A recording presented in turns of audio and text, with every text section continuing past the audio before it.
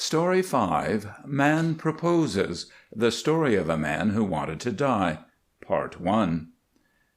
There were 17 policies in all, and they aggregated an even $1 million. It thrilled Butler Murray to note his own name neatly typed upon the outside of each. Those papers possessed a remarkable fascination for him, not only because they meant the settlement of his debt to Muriel, but because his life, instead of being the wholly useless thing he had come to regard it, was really, by virtue of these documents, a valuable asset upon which he could realize at once. $1 million was a great deal of money, even to Butler Murray, and yet it was so easy. Why, it was even easier to make that amount than it had been to spend it.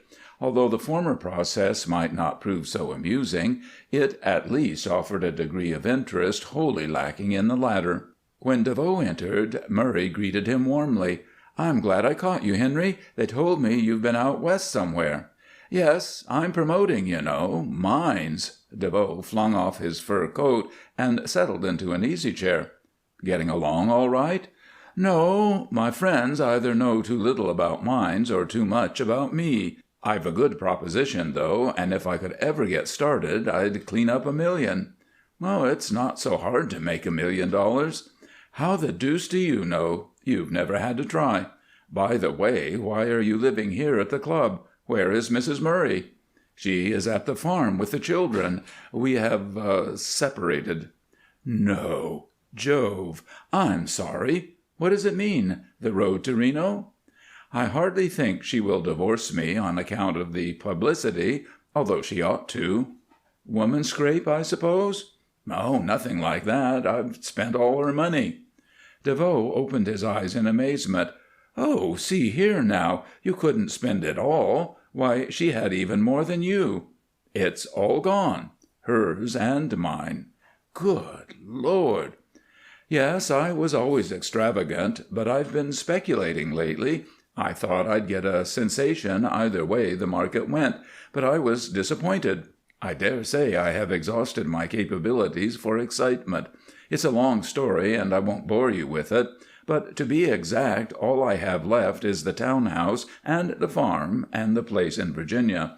There isn't enough income, however, to keep any one of them going." "Well, well, you have been stepping along. Why, it's inconceivable." DeVoe stirred uneasily in his chair. The calm indifference of this broad-shouldered, immaculate fellow amazed him. He could not tell whether it was genuine or assumed, and in either event he was sorry he had come, for he did not like to hear tales of misfortune. Butler Murray, the millionaire, was a good man to know, but— "I sent for you because I need—" "See here, Butler," the younger man broke in abruptly, "you know I can't lend. I'm borrowing myself. In fact, I was going to make a touch on you." "Oh, I don't want your money. I want your help. I think perhaps I'm entitled to it, Henry flushed a trifle. "You're welcome to that at all times, of course, and if I had a bankroll I'd split it with you, but I just can't seem to get started. Suppose you had $25,000 cash. Would that help?" "Help? Good heavens, I could swing this deal. It would put me on my feet." "I'm ready to pay you that amount for a few weeks of your time." "Take a year of it, 2 years, take my life's blood. 25,000? You needn't tell me any more. Just name the job and I'll take my chances of being caught. But, I say, you just told me you were broke." "I received about $50,000 from the sale of the yacht, and I invested the money. I want you to help me realize on that investment." Murray tossed the packet of papers he had been examining into DeVoe's lap. After scrutinizing them an instant, the latter looked up with a crooked, startled stare. "Are you joking? Why, these are your insurance policies." "Exactly. There are 17 of them, and they foot up $1 million, the limit in every company. They began to expire in March, and I don't intend to renew them. In fact, I couldn't if I wanted to." The two men regarded each other silently for a moment, and then the younger paled. "Are you crazy?" he gasped. The doctors don't think so, and that is the heaviest life insurance carried by any man in America, with a few exceptions. Do you think they would have passed me if I'd been wrong up here?" He tapped his forehead. "I intend that you shall receive $25,000 of that money. The rest will go to Muriel." DeVoe continued to stare alternately at the policies and his friend, then cleared his throat nervously. "Let's talk plainly." "By all means. You will need to know the truth, but you are the only one outside of myself who will. For some time I have felt the certainty that I am going to die." "Nonsense. You are an ox." "The more I've thought about it, the more certain I've become, until now there isn't the slightest doubt in my mind. I took my last dollar and bought that insurance. Do you understand? I'm considered rich, therefore they allowed me to take out $1 million. God Almighty, man!" DeVoe's sagging jaw snapped shut with a click. "Let me finish. Then you can decide whether I'm sane or crazy, and whether you want that $25,000 enough to help me. To begin with, I'll grant you that I'm young, only 40, healthy and strong. But I'm broke, Henry. I don't believe you realize what that means to a chap who has had 2 fortunes handed to him and has squandered both. I'm really twice 40 years of age, perhaps 3 times, for I have lived faster than most men. I have been everywhere. I have seen everything. I have done everything, except manual labor, and of course I don't know how to do that. I have had every sensation. I'm sated and old, and sometimes I'm a bit tired. I have no enthusiasm left, and I'm bankrupt. To make matters worse, I have a wife who knows the truth and 2 lovely children who do not. Those kids believe I'm a hero and the greatest man in all the universe. In their eyes I'm a sort of demigod, but in a few years they'll learn that I have been a waster and thrown away not only my own fortune, but the $1 million that belonged to them. That will be tough for all of us. Muriel knows how deeply I've wronged her, but she is too much a thoroughbred to make it public. Nevertheless, she detests me, and I detest myself. She may decide to divorce me. At any rate, I have wrecked whatever home life I used to have, for I'll never be able to support her, even if I sell the 3 places. I'll be known as a failure. I'll be ridiculed by the world. On the other hand, if I should die before next March, she would be rich again." Murray's eyes rested upon the package of policies. "Perhaps time would soften her memory of me. The youngsters would have what they're entitled to, and they would always think of me as a grand old handsome parent who was taken off in his prime." He smiled whimsically at this. "That is worth something to a fellow, isn't it? I don't want them to be disillusioned, Henry. I don't want to endure their pity and toleration. I don't want to be in their way and hear them say, 'Hush, here comes poor old father.' Do you understand?" "To a certain extent." "Then you really intend to kill yourself?" DeVoe glanced about the cozy room as if to assure himself that he was not dreaming. "Decidedly not. That insurance wouldn't be payable if it was suicide. I intend to die from natural causes before the 1st of March." "What do you want me to do?" "Very little. Keep me company, answer questions about my illness, perhaps. Attend to a few things after I'm gone. You might even have to prove that I didn't take my own life. Do you agree?" "Whew! That's a cold-blooded proposition. Are you really in earnest?" "It took nearly my last dollar to buy that insurance. I will execute a promissory note to you for $25,000, payable 1 year from date. Borrowed money, understand? The executors will see that it is paid. Is that satisfactory?" "But you say you can't kill yourself, and yet—" "Good Lord! How calmly we're discussing this thing. What makes you think you'll die of natural causes within the next 3 months?" "Well, I shall see that I do. Oh, I've thought it all out. I've studied poisons, but there is the danger of discovery when one uses them. They'll do to fall back upon if necessary, but there is a better way, which is quite as certain, reasonably quick, and utterly above suspicion." "What is it?" questioned DeVoe, interestedly. "Pneumonia. I had a touch of it once, and I know. They nearly lost me. It takes us big, robust fellows off with particular ease and expedition. You and I will take a hunting trip. It is winter. I will suffer some unexpected exposure.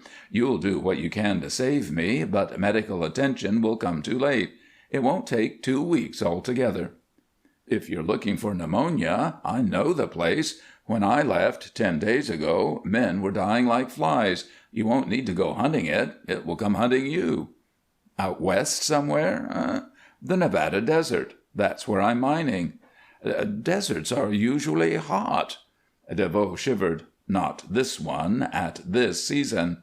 It's a hell of a country, Butler. 5,000 feet elevation, biting winds, blizzards, and all that. You just can't keep warm. But the danger is in the Poganip. The what? The Poganip, what they call the breath of death out there. It's a sort of frozen fog peculiar to that locality. Then you accept my offer. Again DeVoe hesitated.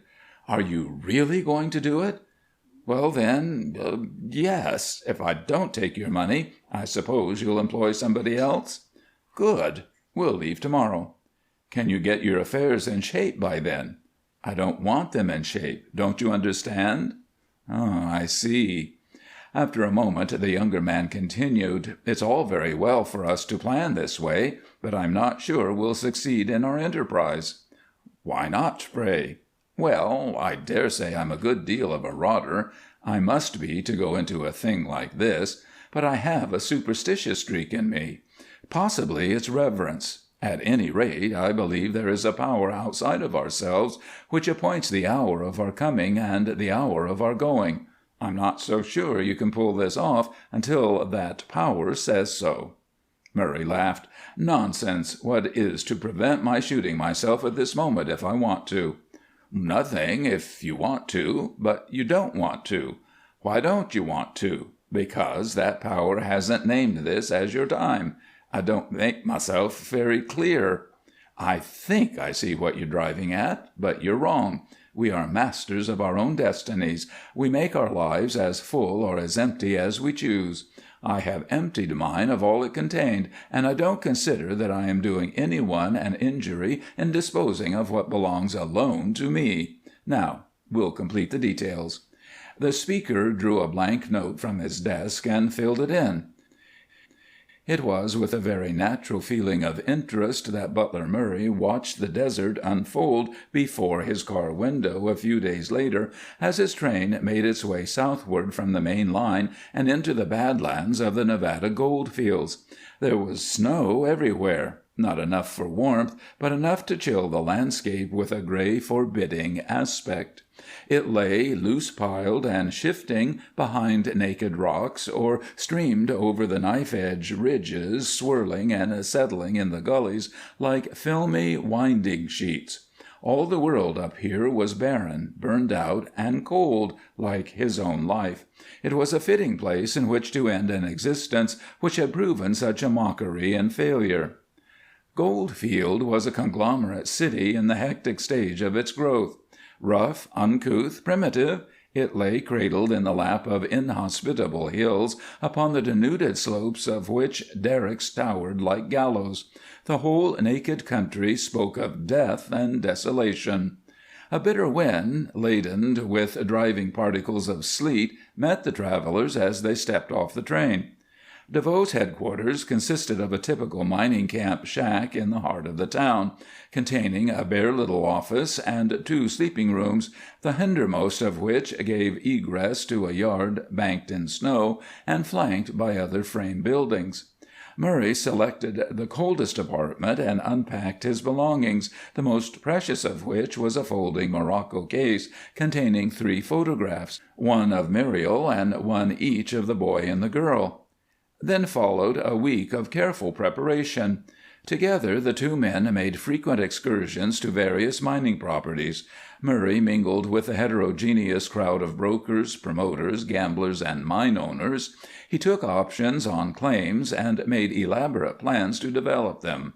He was interviewed by reporters from the local papers. Articles were printed telling of his proposed activities. When he had laid a secure foundation, he announced to DeVoe that the time had come. It appeared that the latter had by no means exaggerated the dangers of this climate, for men were really dying in such numbers as to create almost a panic, the hospitals were overcrowded, and Murray had been repeatedly warned to take the strictest care of himself if he wished to preserve his health. The altitude, combined with the cold and wet, and the lack of accommodation, was to blame, it seemed, and accounted for the high mortality rate. Doctors assured him that once a man was stricken with pneumonia in this climate, there was little chance of saving him. That evening he let the fire die out of the stove in his room, then went next door to a little Turkish bath establishment and proceeded to sweat for an hour. Instead of drying himself off, he flung a greatcoat over his streaming shoulders, slipped into boots and trousers, then stepped across the snow-packed yard to his own quarters, where he found DeVoe bundled up to the chin and waiting. His brief passage across the open snow had chilled him, for the wind was cruel, but he blew out the light in his chamber, flung off his overcoat, then, standing in the open door, drank the frost-burdened air into his overheated lungs. "God, you're half naked," chattered the onlooker. "You'll freeze." The moisture upon Murray's body dried slowly.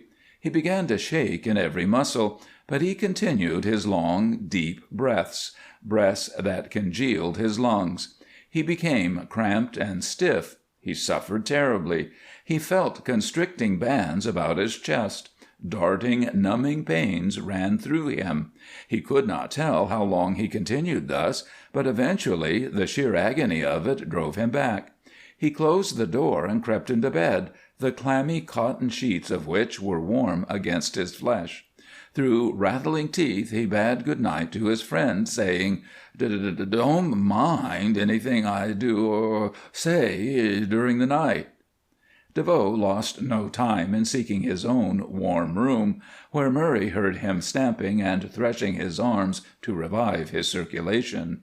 There could be but one outcome to such a suicidal action, the frozen man reflected. Stronger fellows than he were dying daily from half such exposure. Why, already he could feel his lungs congesting. Although the agony was almost unendurable, he forced himself to lie still, then traced the course of his blood as it gradually crept up through his veins. Eventually he fell asleep, tortured but satisfied. Henry found him slumbering peacefully late the next morning, and when he arose he felt better and stronger than he had for years. "Jove, I'm hungry," he said as he dressed himself. "I expected to find you mighty sick," his friend exclaimed wonderingly. "I slept cold all night." "It seems I didn't catch it that time. I must be stronger than I thought." He ate a hearty breakfast, and although he tramped the hills all day in the snow and cold, watching himself carefully for signs of approaching illness, he was disappointed to discover none whatever. At bedtime he repeated his performance of the night before, but with the same result.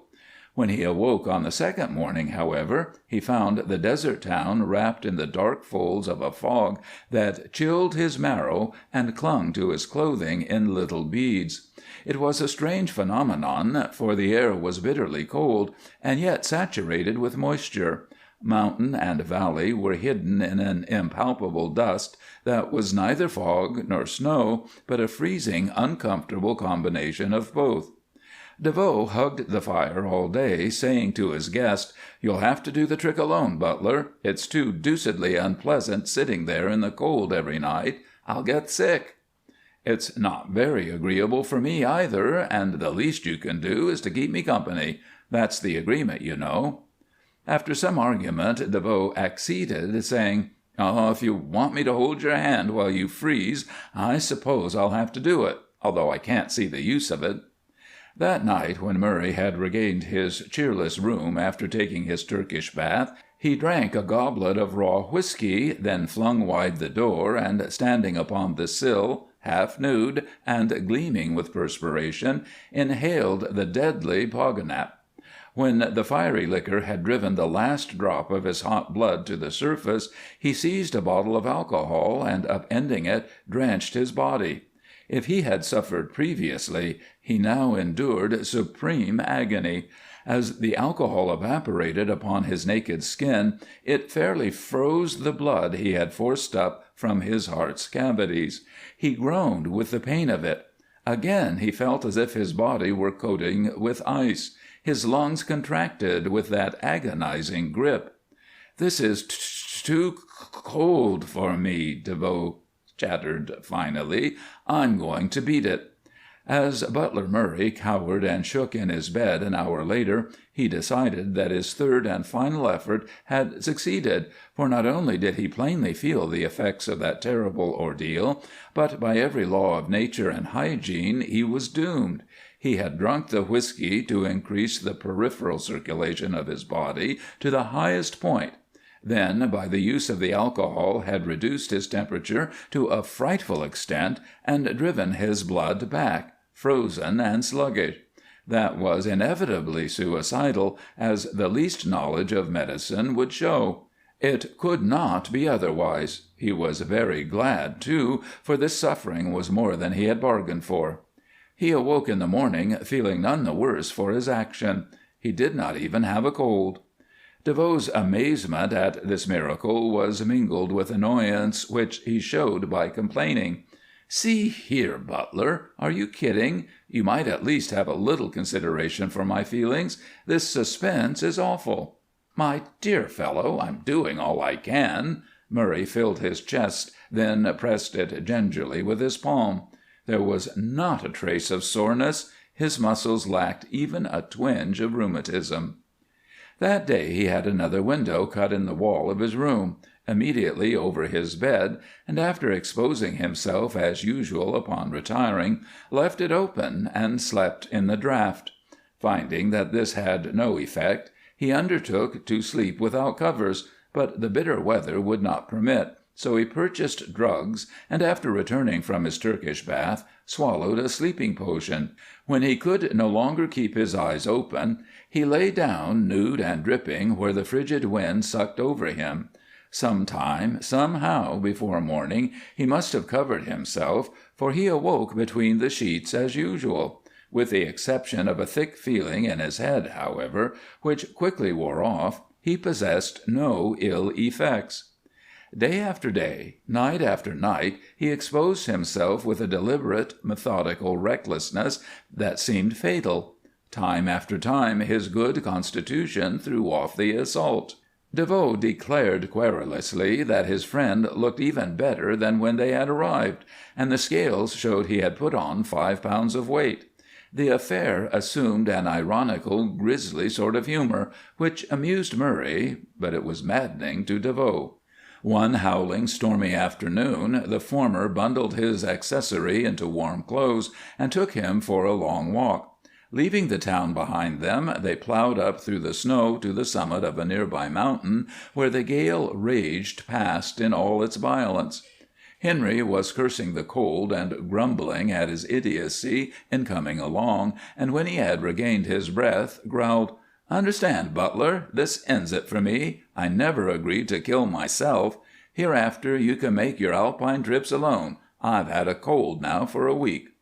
Murray laughed good-naturedly. "Remember, if I fail, I can't pay you." "For heaven's sake, then, get it over with. I need that money, and I have nerves." The former speaker opened his coat, and DeVoe saw that he had left the house with no protection whatever beneath it except trousers and footwear. His body was wet from the climb, but he exposed it openly to the storm until he was blue with cold, while the younger man stamped about, threshing his arms and lamenting his own discomfort.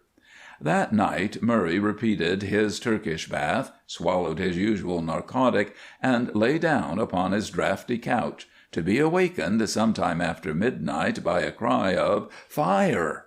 He noted dully that a vivid glare was flickering through his open windows, and saw that the roofs adjoining were silhouetted against a redly glowing sky.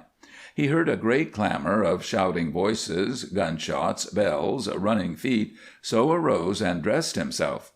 Instead of donning his regular clothing, however, he drew on a pair of trousers, thrust his bare feet into rubber boots, then buttoned a rubber coat over his naked shoulders. When he undertook to rouse DeVoe, Henry refused to get up, murmuring sourly beneath his blankets, "It's too cold, and I've just fallen asleep. Been tossing around for hours." "Very well. If it should spread in this direction, I'll come back and help get the things out." The blizzard of the previous day had increased in violence, and as Murray stepped out into it, the cold sank through his thin garb and cut him to the bone. His raincoat was almost no protection, the rubber boots upon his bare feet froze quickly, but he smiled with a grim, distorted sense of satisfaction as he decided that here perhaps was his long-awaited opportunity. A winter fire in a desert mining camp is a serious calamity. Water is scarce at all times, and at this particular season Goldfield was even drier than usual. Volunteers had already joined the insufficient fire department, but the blaze was gaining headway in spite of all. The wind played devilish pranks, serving not only to fan the conflagration, but to deaden human hands and reduce human bodies to helpless, clumsy things.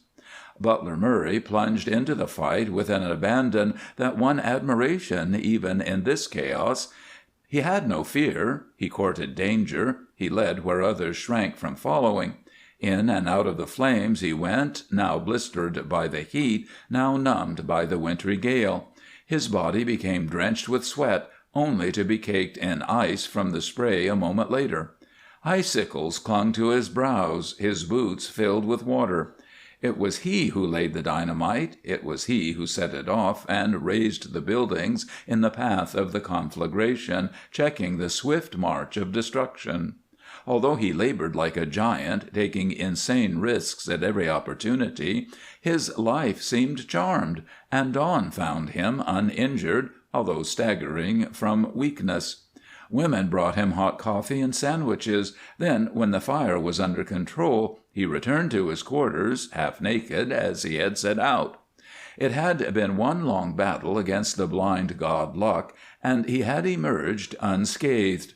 And yet he had not lost, for no human body could withstand a strain like this. His previous exposures had been as nothing compared with what he had undergone these many hours. If this did not bring pneumonia, nothing could. As he lurched up the frozen street, men cheered him, and something warm awoke in his heart. But when he stumbled into DeVoe's room, he found that young man still in bed, his cheeks flushed and feverish. Henry was coughing and groaning. He complained of pains in his head and chest. An hour later a doctor pronounced it pneumonia, and when the patient grew rapidly worse, he was moved to the wretched excuse for a hospital. Murray snatched a few hours' sleep that night as he sat by his friend's bedside, and the next day found him as fit as ever. But in spite of every attention, DeVoe's fever mounted, his lungs began to fill, and on the second night he died. The suddenness of this tragedy stunned Butler Murray, and its mockery enraged him. He had promised DeVoe, toward the last, to take his body East, and now decided it was just as well to do so, for he had proven, to his own satisfaction at least, that he could not catch pneumonia, no matter how hard he tried. A few hours later, therefore, he was on the overland train bound for New York. He had wasted a month of valuable time, but as to relinquishing his purpose, the idea never occurred to him. End of Story 5, Part 1.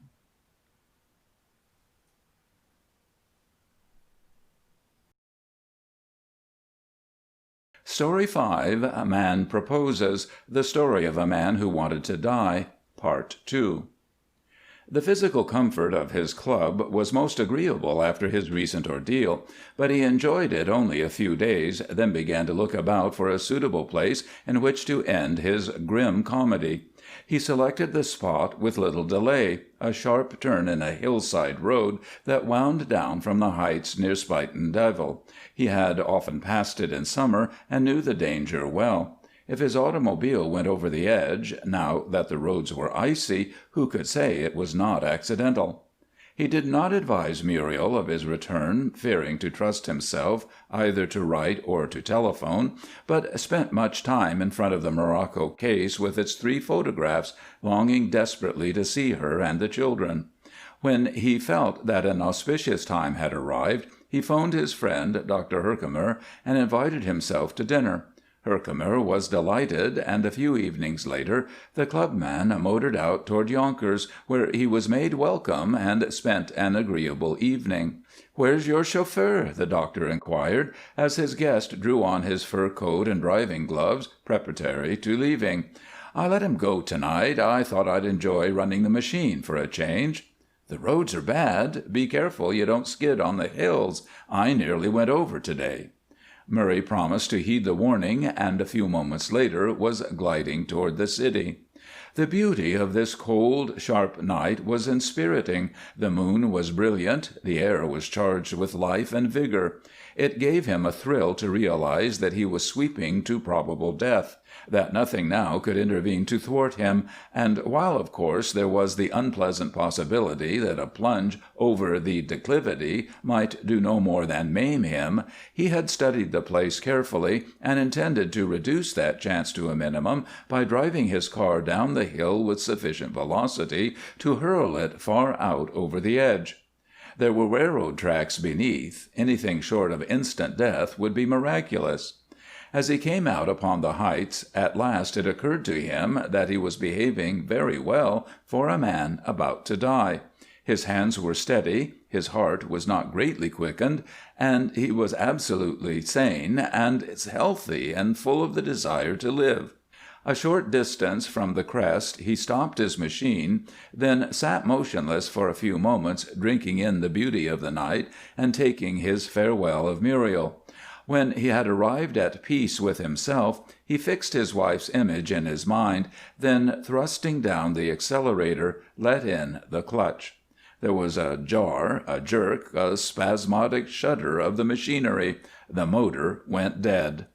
This unexpected interruption affected Murray oddly until he realized that after stopping the car he had neglected to shift his gears to neutral. With an imprecation at his stupidity, he clambered out and cranked the motor.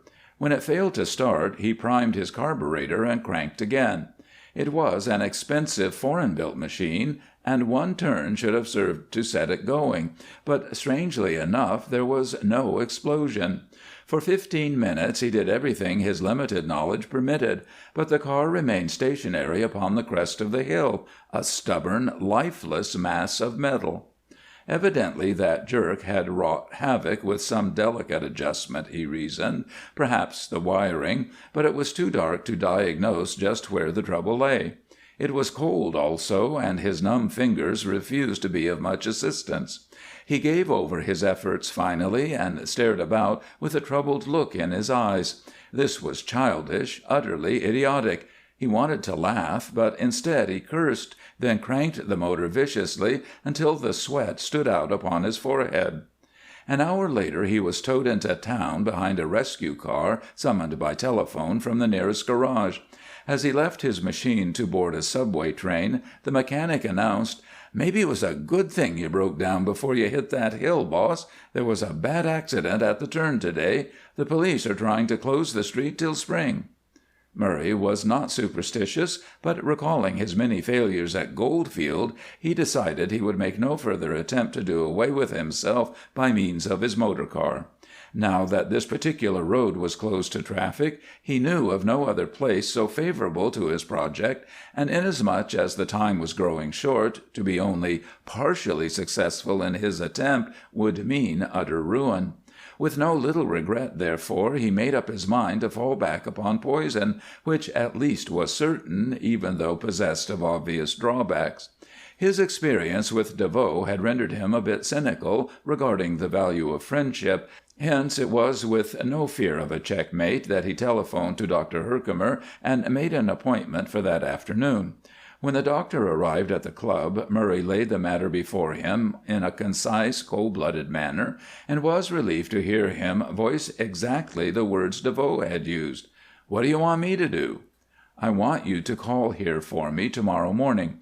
You will find me dead in my bed. I want you to examine me and call it heart failure or whatever you think best. Your word will be sufficient. There will be no suspicion, no further examination, at least until the poison I intend to use will have had time to disappear or change its form." "And why should I do this?" The doctor looked his friend over oddly. "Here is one reason which I hope is sufficient." Murray held out a promissory note for the same amount as the one he had executed for DeVoe. Herkimer took it. Then, as he read the figures, his face paled. Crushing it in his palm, he rose and, in a voice harsh with fury, unloosed a stream of profanity that surprised his hearer. "You contemptible, short-bred loafer," he concluded. "What do you take me for? What makes you think I'd do such a rotten thing as that?" Murray smiled. "You'll have to, old man. It isn't pleasant, of course, but you won't allow Muriel and the children to lose that money.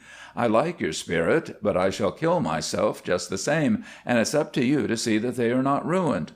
Again Herkimer became incoherent.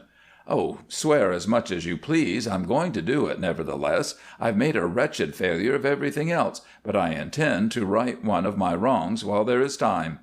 "Right? Wrong?" bellowed the physician. "Damn it, man, you're asking me to help you steal $1 million.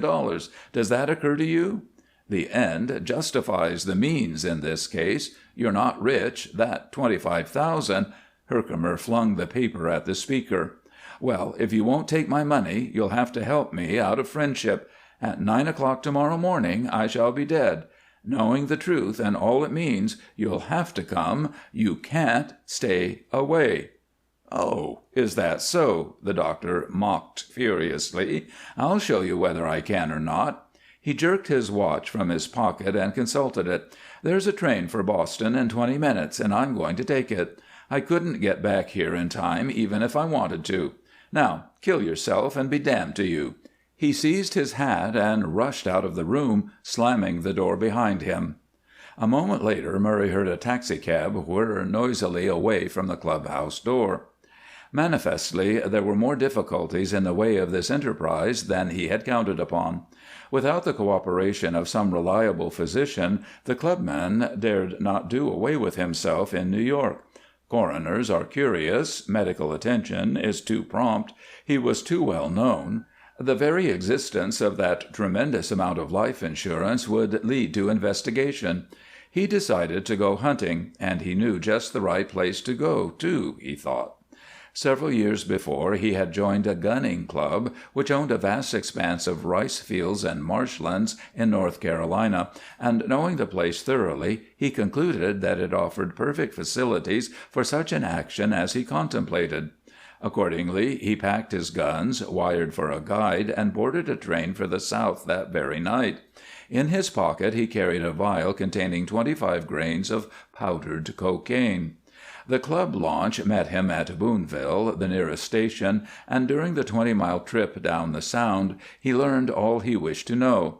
The shooting was well nigh over, there were no other members at the clubhouse, he could have the place all to himself. For several days he hunted diligently, taking pains to write numerous letters to his friends, and among others to Muriel.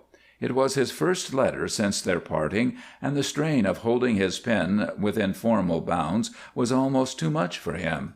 It was a pity she would never understand his motives in doing this thing, he reflected. It was a pity he had never understood his own feeling before it was too late. Manlike, he had thrown away the only precious thing of his life while searching for counterfeit joys, and manlike, he regretted his folly now that he had lost her. That evening he informed his guide that he intended to hunt by himself on the following morning, and, in answer to the old negro's warning, assured him that he knew the channels well and was amply able to handle a canoe. He rose early, forced himself to eat a substantial breakfast for the sake of appearances, then set out in his Peterborough. The morning was chilly, and he had purposely donned a heavy sweater, shell vest, leather coat, and hip boots. He paddled down the river for a mile or more, then let his craft drift with the current. Far away on one horizon was a dark, low-lying fringe of pines marking the mainland. 2 miles to seaward sounded the slow rumble of the restless Atlantic. On every hand were acres upon acres, miles upon miles, of waving marsh grass interlaced with creeks and channels. Nowhere was there a sign of human life.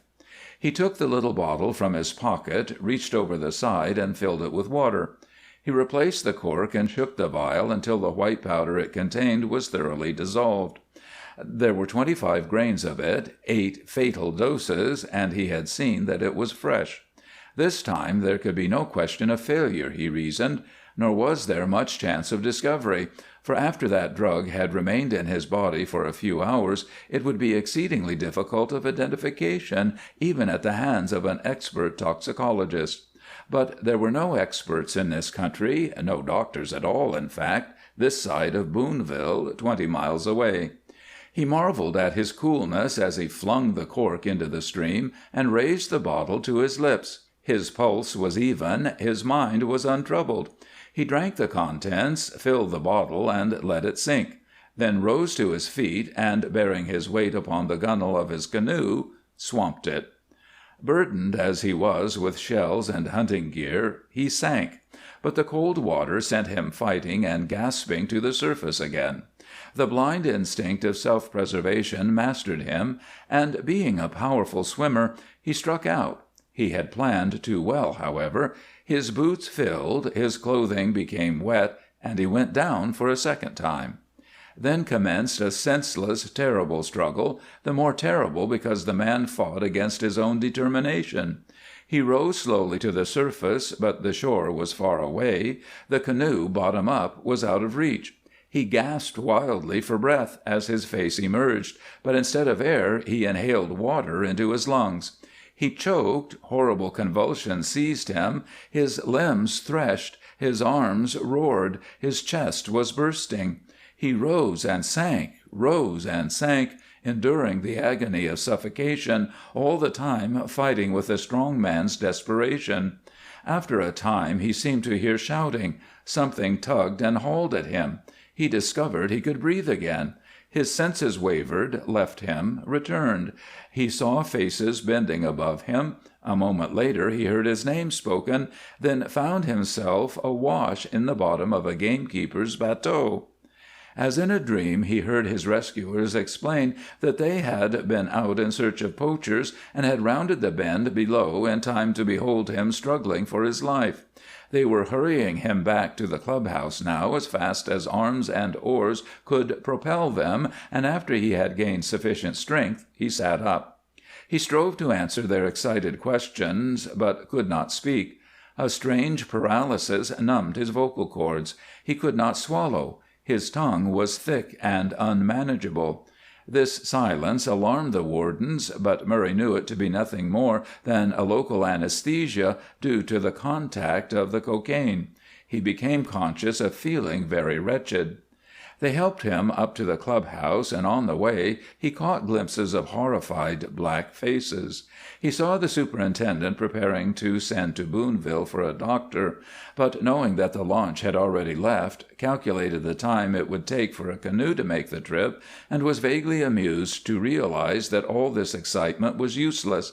He experienced a feeling of triumph in the knowledge that he had succeeded in spite of all. A short time later he was in bed, packed in warm blankets and hot water bags, but through it all he maintained that distressing numbness. Despite the artificial heat, his hands and feet tingled as if asleep, then became entirely numb, and he reasoned that the cocaine had begun to affect his circulation. He noted how the chill crept upward slowly, showing that the drug was working. On the mantel opposite he saw Muriel smiling at him from the morocco case, and realized that she was very beautiful. After a time her outlines became less distinct, which told him that his optic nerve was becoming affected. Next, the contents of the room grew hazy. That was quite as it should be. He was much interested to note his heart action, which by now had become very erratic. Every pulsation that ran through him sounded as plainly in his ears as a drumbeat.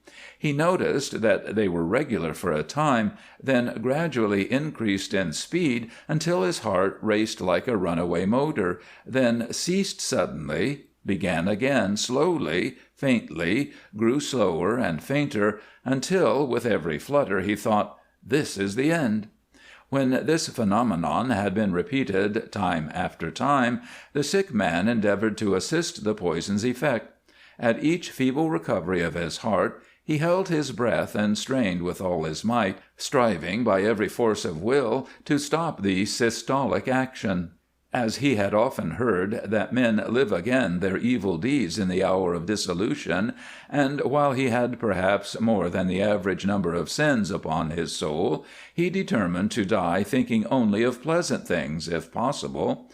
He recalled his wedding day and pictured Muriel as she had appeared that morning. How sweet and gentle she had been! What a wonderful time it had proved for him! They had sailed for the Mediterranean on the following morning, landing at Naples, where they had spent a week. From there they had gone to Rome for 3 dreamlike months, and then to Nice and to Cairo, all the time in a lover's paradise. From Egypt they had turned back to Morocco. Yes, Morocco, and how she had loved it there. Thence they had journeyed where? To Spain, of course. Murray realized that his mind was working more slowly, which meant that the circulation to his brain was becoming sluggish. In a few moments he would be unable to think at all. It would be over. Muriel would be rich again. She was still young. She might marry some good man. From Spain they had gone by rail to Paris? No, the Riviera. It was very difficult to think. In Germany, he remembered, they had taken an old castle for the... From Germany they had gone... Yes, Muriel was gone. Murray awoke to find a trained nurse at his bedside. He was still in his room at the club, and after a time reasoned that the cocaine must be working very slowly. At the first words, the nurse laid a hand upon his lips, saying, "Don't speak, please. You have been very ill." Stepping to the door, she called someone, whereupon a man came quickly. Murray recognized him instantly as the famous Dr. Stormfield. They had met here 3 years previous and shot from the same blind. "Hello, Murray," the doctor began. "I'm glad you came around finally. You've given us the devil of a fight." "How long have I been ill?" whispered the sick man. 2 days. Unconscious all the time. Lucky for you that I ran down for a little shooting, and happened to be on the launch from Boonville the morning you upset. We picked up your messenger on his way to town, and I got here just in time. Now don't talk. You're not out of danger by any means." That evening the physician explained further. "You must have suffered a terrible shock in that cold water. I never saw a case quite like it. Your heart puzzled me. It behaved in the most extraordinary manner." "You say I'm not out of danger?" "Far from it. Your heart is nearly done for, and the slightest exertion might set you off. If you got up, if you raised yourself off the bed, you might go out like that." Stormfield snapped his fingers. "I suppose my wife has been notified?" "Yes." The doctor looked at his patient curiously.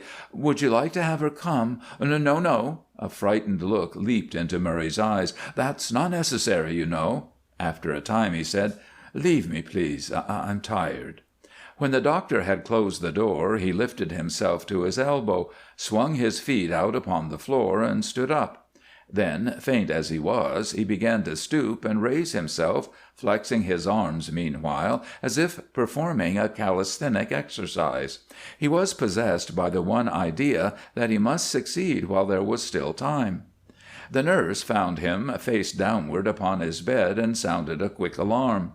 All that night Stormfield sat beside him, his eyes grave, his brow furrowed anxiously. At intervals a woman came to the door, then, at a sign from the watcher, disappeared noiselessly. Thereafter Murray was never left alone. A day or two later he complained of this over-attention, saying that the nurse's constant presence annoyed him, but Stormfield paid no attention. After a time the physician startled him by inquiring abruptly, "See here, Murray, what did you take?" "I don't understand." "Yes, you do." "Why, what makes you think I took anything? Come, I'm a specialist. I have some intelligence." There was a pause, then the sick man finally admitted, "I took 25 grains of cocaine." 25 grains? God, it's incredible. 8 grains is the largest dose on record. You're dreaming, or else the drug was stale. I was particular to see that it was fresh. Stormfield paced the room, shaking his head and muttering, "I wouldn't dare report such a thing. I'd be called a faker. And yet there are no hard and fast laws of medicine." He stopped and stared at his patient. "What the devil prompted you to do it, with such a wife?" "That's just it," the latter cried miserably. "Oh, you've done for her a great injury by saving me, Doctor. But I won't allow it. I won't." "I see." The doctor went to the door, where he summoned someone to enter. A woman rose from her chair in the hall and came swiftly to the bedside. Her face showed the signs of a long and sleepless vigil, but her eyes were aflame with a hunger that held Butler Murray spellbound and amazed. "You!" he said weakly. "When did you come?" "I have been here for days," she answered. "Did you think I could stay away?" "Oh, my Muriel!" He held up his shaking arms, whereupon she knelt and took his tired head to her breast.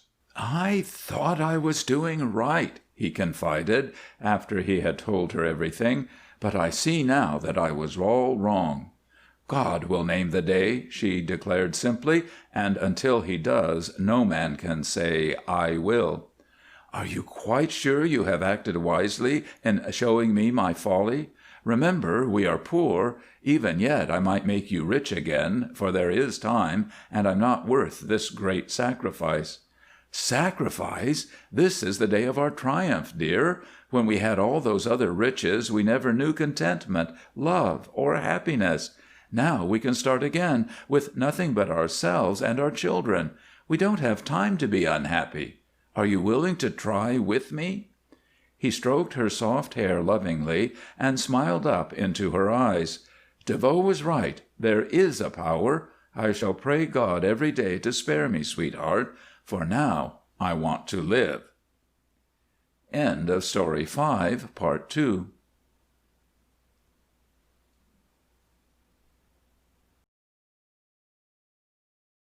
Story 6, Told in the Storm. The front room of the roadhouse was deserted, save for the slumbering bartender, back tilted in a corner, his chin upon his chest, and one other man who sat in the glare of a swing lamp playing solitaire. It was perhaps 3 hours after midnight. The last carouser had turned in. There was no sound save the scream of the black night and the cry of the salt wind. At intervals only, when the storm lulled, there came from the back room the sound of many men asleep. I stumbled out from the rear room, heavy-eyed, half-clad, and of a vicious temper, dressing in sour silence beside the stove. "Did they wake you up?" the card-player inquired.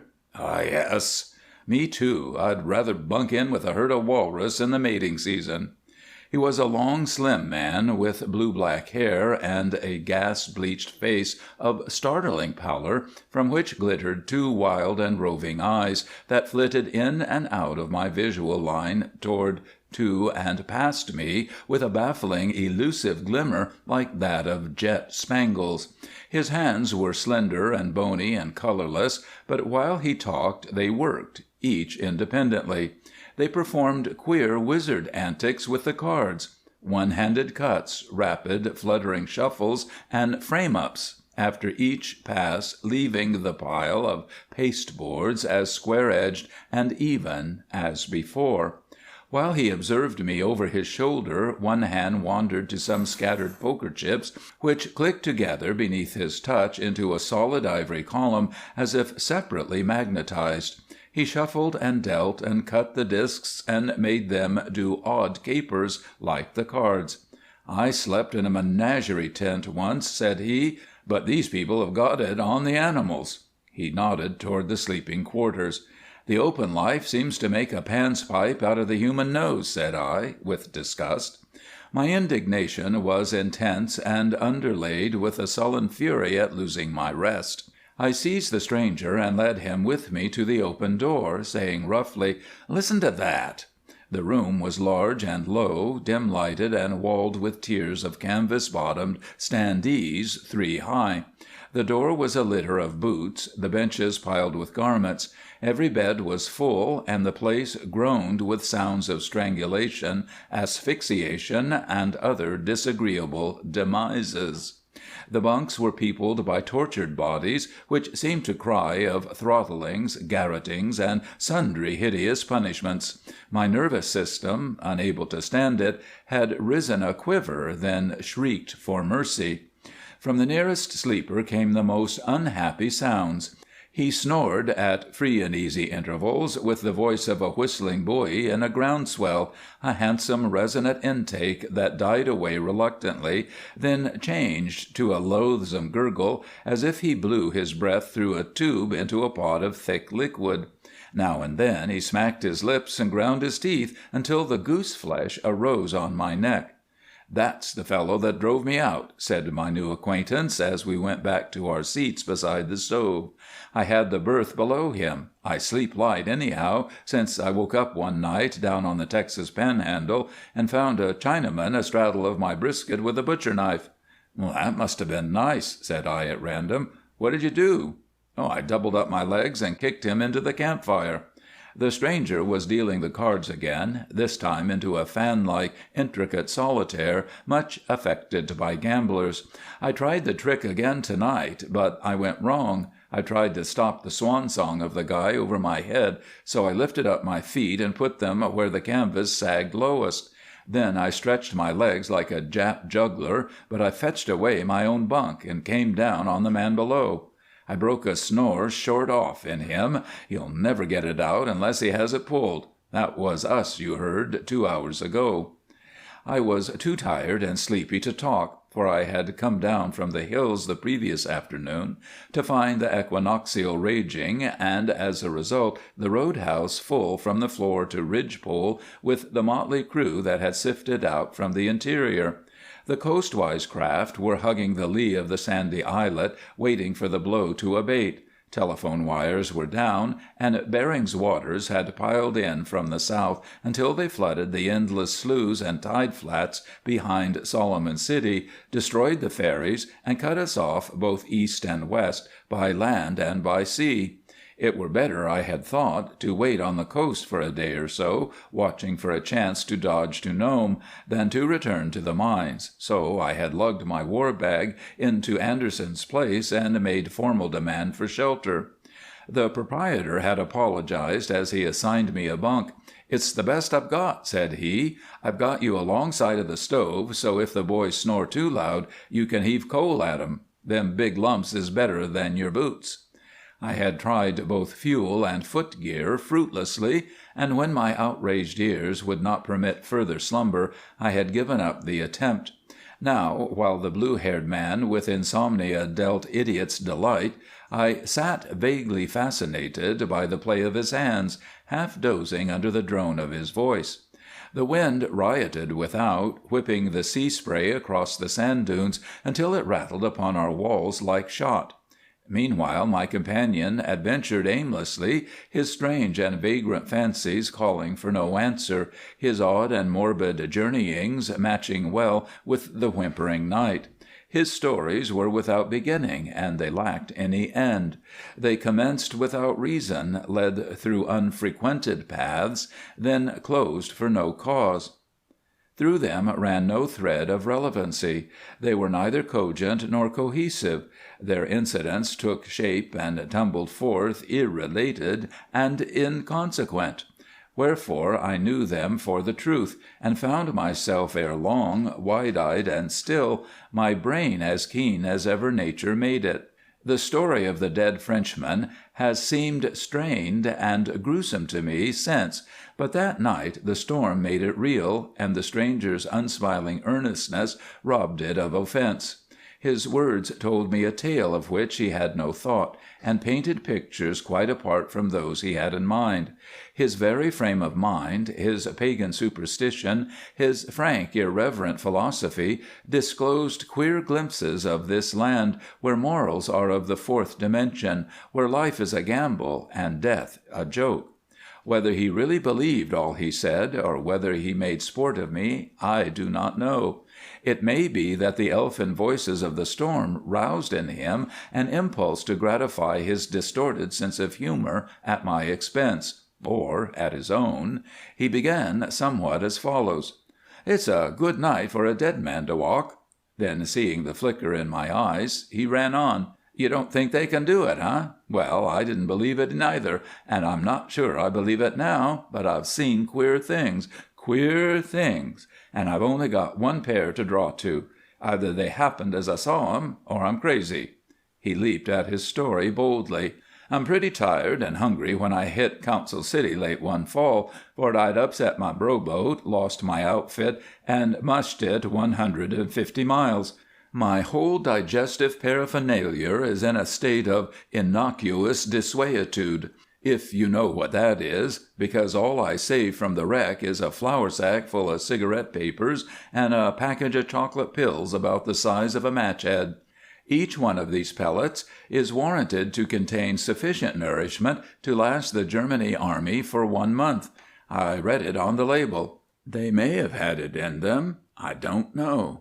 I swallowed one every morning and then filled up on reindeer moss till I felt like the leaping pad in a circus. Now, when I reach camp, I find there ain't any fresh grub to speak of. But I can't get away, so I stick on until spring. See, in time we begin to have scurvy, something terrible. 1 man out of every 5 cashes in. I'm living in a cabin with a lot of Frenchmen, and we bury 7 from this one shack. 7, that's all. It gets on my nerves finally. I don't like dead men. Now, the last 2 who fall sick is old man Mannard and my pal, young Pete Defoe. Pete has a $10 gold piece, and Mannard owns a dog. Inasmuch as they both knew that they can't weather it out till the break-up, Pete bets his $10 against the dog that he'll die before Maynard. Well, this is something new in the sporting line, and we began to string our bets pretty free.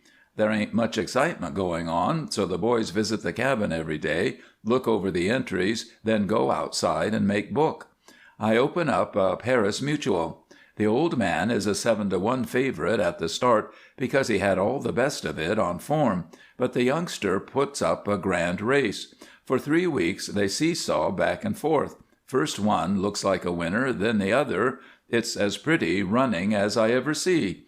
Then Pete lets out a wonderful burst of speed, zings over the last quarter, noses out Maynard at the wire, and brings home the money. He dies at 3 a.m. and wins by 4 hours.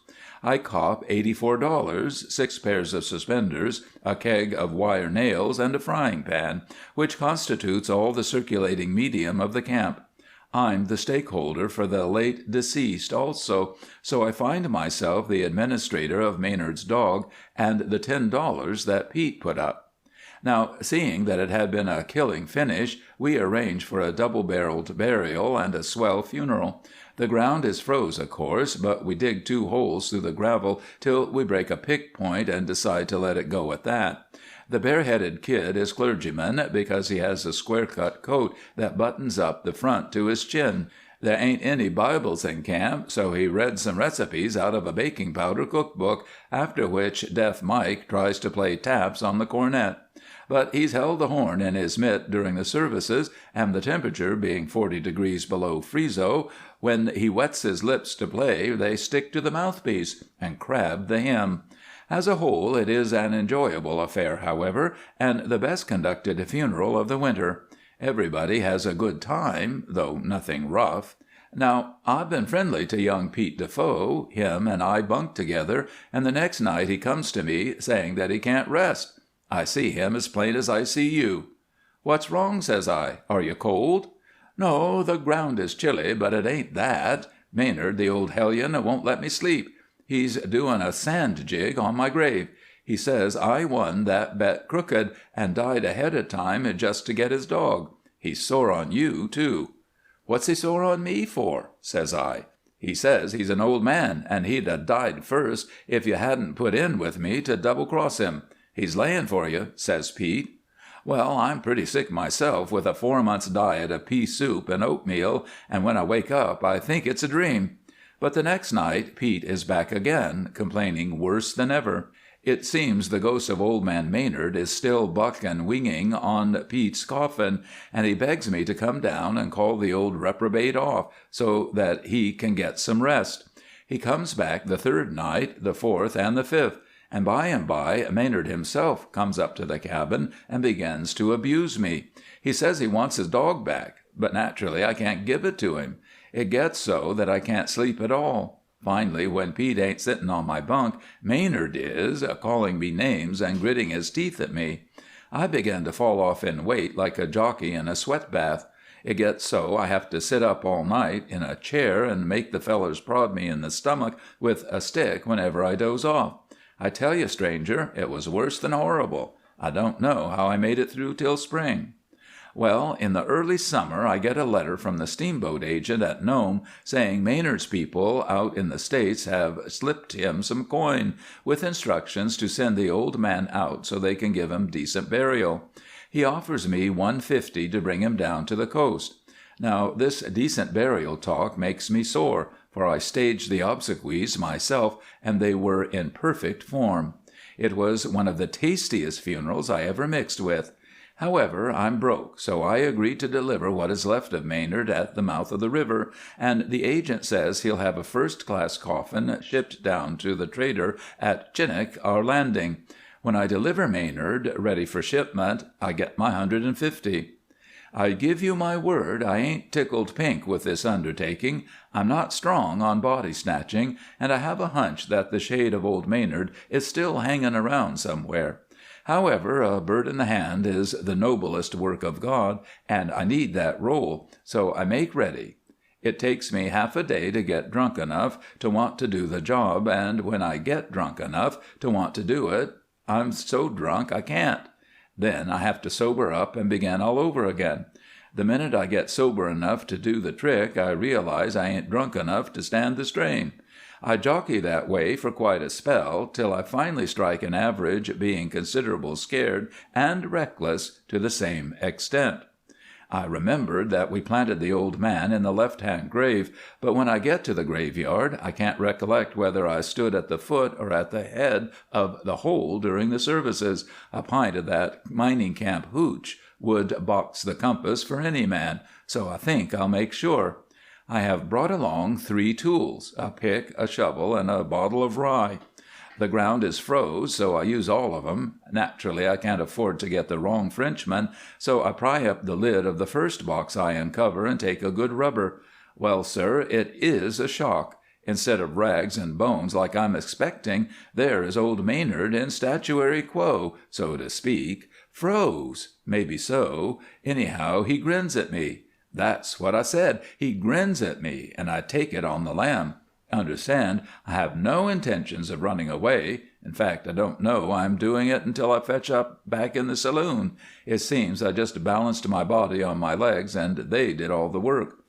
Well, I'm pretty well rattled, so I blot up another pint of painkiller, and finally the bartender goes back with me and helps load Maynard into my Peterborough. I'm pretty wet by this time. We get the box into the canoe all right, but it's too big to fit under the seat, so we place the foot of it on the bottom of the boat and rest the other end on a paddle laid across the gunwales. This sort of gives Maynard the appearance of lounging back on an incline. You see, when I ripped up the boards to take a look, I broke off a piece at a knot-hole, and that allows him a chance to look out with one eye. He seems to approve of the position, however, so I get in at the stern facing him and ask if he's ready.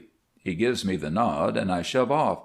Just for company, I take my grave-digging tools along, that is, all but the pick and the shovel. It was pretty near full when I started, but I lose the cork and drink it up for safety. I don't remember much about the first part of the trip, except that I get awful lonesome. By and by I began to sing. "Oh, the Frenchmen are in the bay," said the Shaun Van Vocht. "The French are in the bay," said the Shaun Van Vocht. "The French are in the bay, they'll be here without delay, but the colours will decay," said the Shaun Van Vocht. I've got a mean singing voice when I'm sober, but when I'm kippered it's positively insulting. It makes my passenger sore, and he shows it. Now, I'm not saying that Maynard wasn't as dead as a dried herring. He was past and gone, and he'd made his exit all right. He'd moved out, and his lease had expired. But I saw that box move. It shifted from side to side. I quit singing. My song fountain ran dry. Says I to myself, "I just neglected to lash you down, Mr. Maynard. You didn't really turn over. It was the motion of the boat." Then, just to make sure, I break forth into Johnny Crapaud, keeping my eye on the right lens of the old man where it showed through the broken board. This time there ain't a doubt of it. He lurches, box and all, clean out of plumb and nearly capsizes me. His one lamp blazes. Yes, sir, blazes. I tries to get out of range of it, but it follers me like a searchlight. I creeps forward to cover it up with my coat, but the old frog-eater leans to starboard so far that I have to balance on the port gunwale to keep from going over. We begin to spin in the current. Maynard sees he has me buffaloed, and it pleases him. He wags his head at me and grins like he did when he came to me in my sleep. Well, sir, that eye enthralls me. It destroys my chain of thought. I feel the chills stealing into my marrow, and that $150 looks mighty small and insignificant. By and by I begin to figure it out this way. Says I, "I've outrun him once today, and if I can get ashore I'll try it again." But when I turn the canoe toward shore, Maynard heels over till we take water. "Lie still, you blame fool," says I. "If you feel that way about it, I'll stay with the ship, of course." I can see the corner of his mouth curl up at that, and he slides back into position. Then I know that he'll let me stick as long as I don't try to pull out and leave him flat. You really can't blame a corpse much under the circumstances. However, I can't swim, so I try to square myself. I make conversation of a polite and friendly nature, and the old boy settles back to enjoy himself. Well, this one-sided talk-fest gets tiresome after a while. I run out of topics, so I tell him funny stories. Sometimes he likes them, and sometimes he most jumps out of the box. Sore? Say, when I pull a wheeze that he don't like, he makes it known quick, and I sit clutching the gunwales with my hair on end while he rocks the boat like a demon. When I get to the mouth of the river, it's night. I find a stiff breeze blowing and the bay covered with whitecaps, so I try to convince Maynard that we'd better camp. But I no more than suggest it till I have to bail for dear life. Seeing that he's dead set to keep going, I kiss myself good-bye and paddle out across the bay. How we ever made it I don't know, but along about midnight we blow into Chinook, with me singing songs to my passenger and cracking Joe Millers that came over in '76. I'm still pretty drunk. The trader tells me that the coffin hasn't come from Nome yet, but the steamer is due before morning, so I ask him to cache Maynard somewhere and wake me up when the boat comes. Then I go to the hay. I'm tuckered out. It seems that the coaster comes in a few hours later, but the trader is dealing a stud game and tells the purser to dump his freight on the beach. They do as ordered, then pull out. About daylight the wind shifts, the tide rises and begins to wash the merchandise away. Two roughnecks get busy saving their outfit, when what comes bobbing past on the waves but a handsome zinc-lined casket, the one from Nome. "Hey, Bill, cop that box. It'll make a swell bathtub," says one. So the other pulls up his rubber boots, wades out, and brings it in. The trader, hearing that his goods are in danger, adjourns the game long enough to see about it.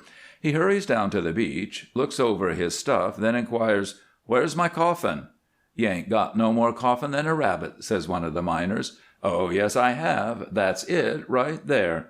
"I guess not. That's my coffin. I copped it on the high seas. Flotsam and jetsam," says the roughneck. "What's more, I'm going to use it for a cupboard or a cozy corner. If you want it bad, pay me $50 salvage and it's yours." Naturally, the trader belched.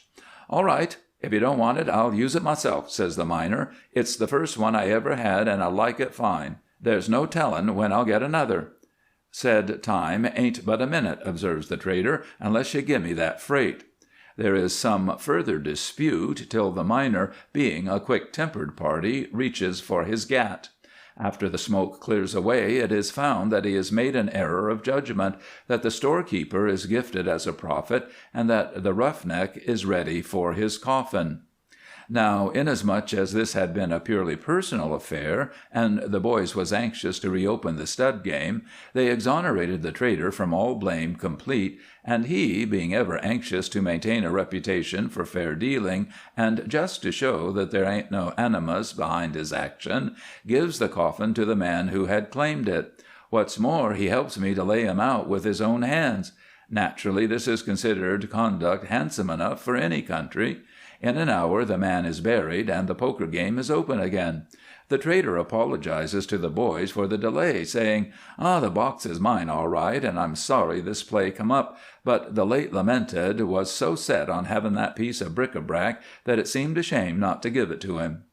At this point the narrator fell silent, much to my surprise, for throughout this weird recital I had sat spellbound, forgetful of the hour, the storm outside, and the snoring men in the bunk-room. When he had gone thus far, he began with a bewildering change of topic. "Did you ever hear how Dawson Sam cut the ears off a bank dealer?" "Hold on," said I. "What's the rest of this story? What become of Maynard?" "Oh, he's there yet, for all I know," said the stranger as he shuffled the cards. "His folks wouldn't send no more money, the steamboat agent at Nome had done his share, and the trader at Chinook said he wasn't responsible." "And you? Didn't you get your $150? "No, you see it was C.O.D. shipment. I wake up along about noon, put my head under the pump, and then look up the trader. He is still playing stud. "'Where's my casket?' says I. 'I've got my dead man, but I don't collect on him till he's crated, and F.O.B.' The trader has an ace in the hole and 2 kings in sight, so he says over his shoulder, 'I'm sorry, old man, but while you was asleep a tenderfoot jumped your coffin. Now, this Dawson Sam has a crooked bank dealer named—' I think I'll go back to bed," said I. End of Story 6.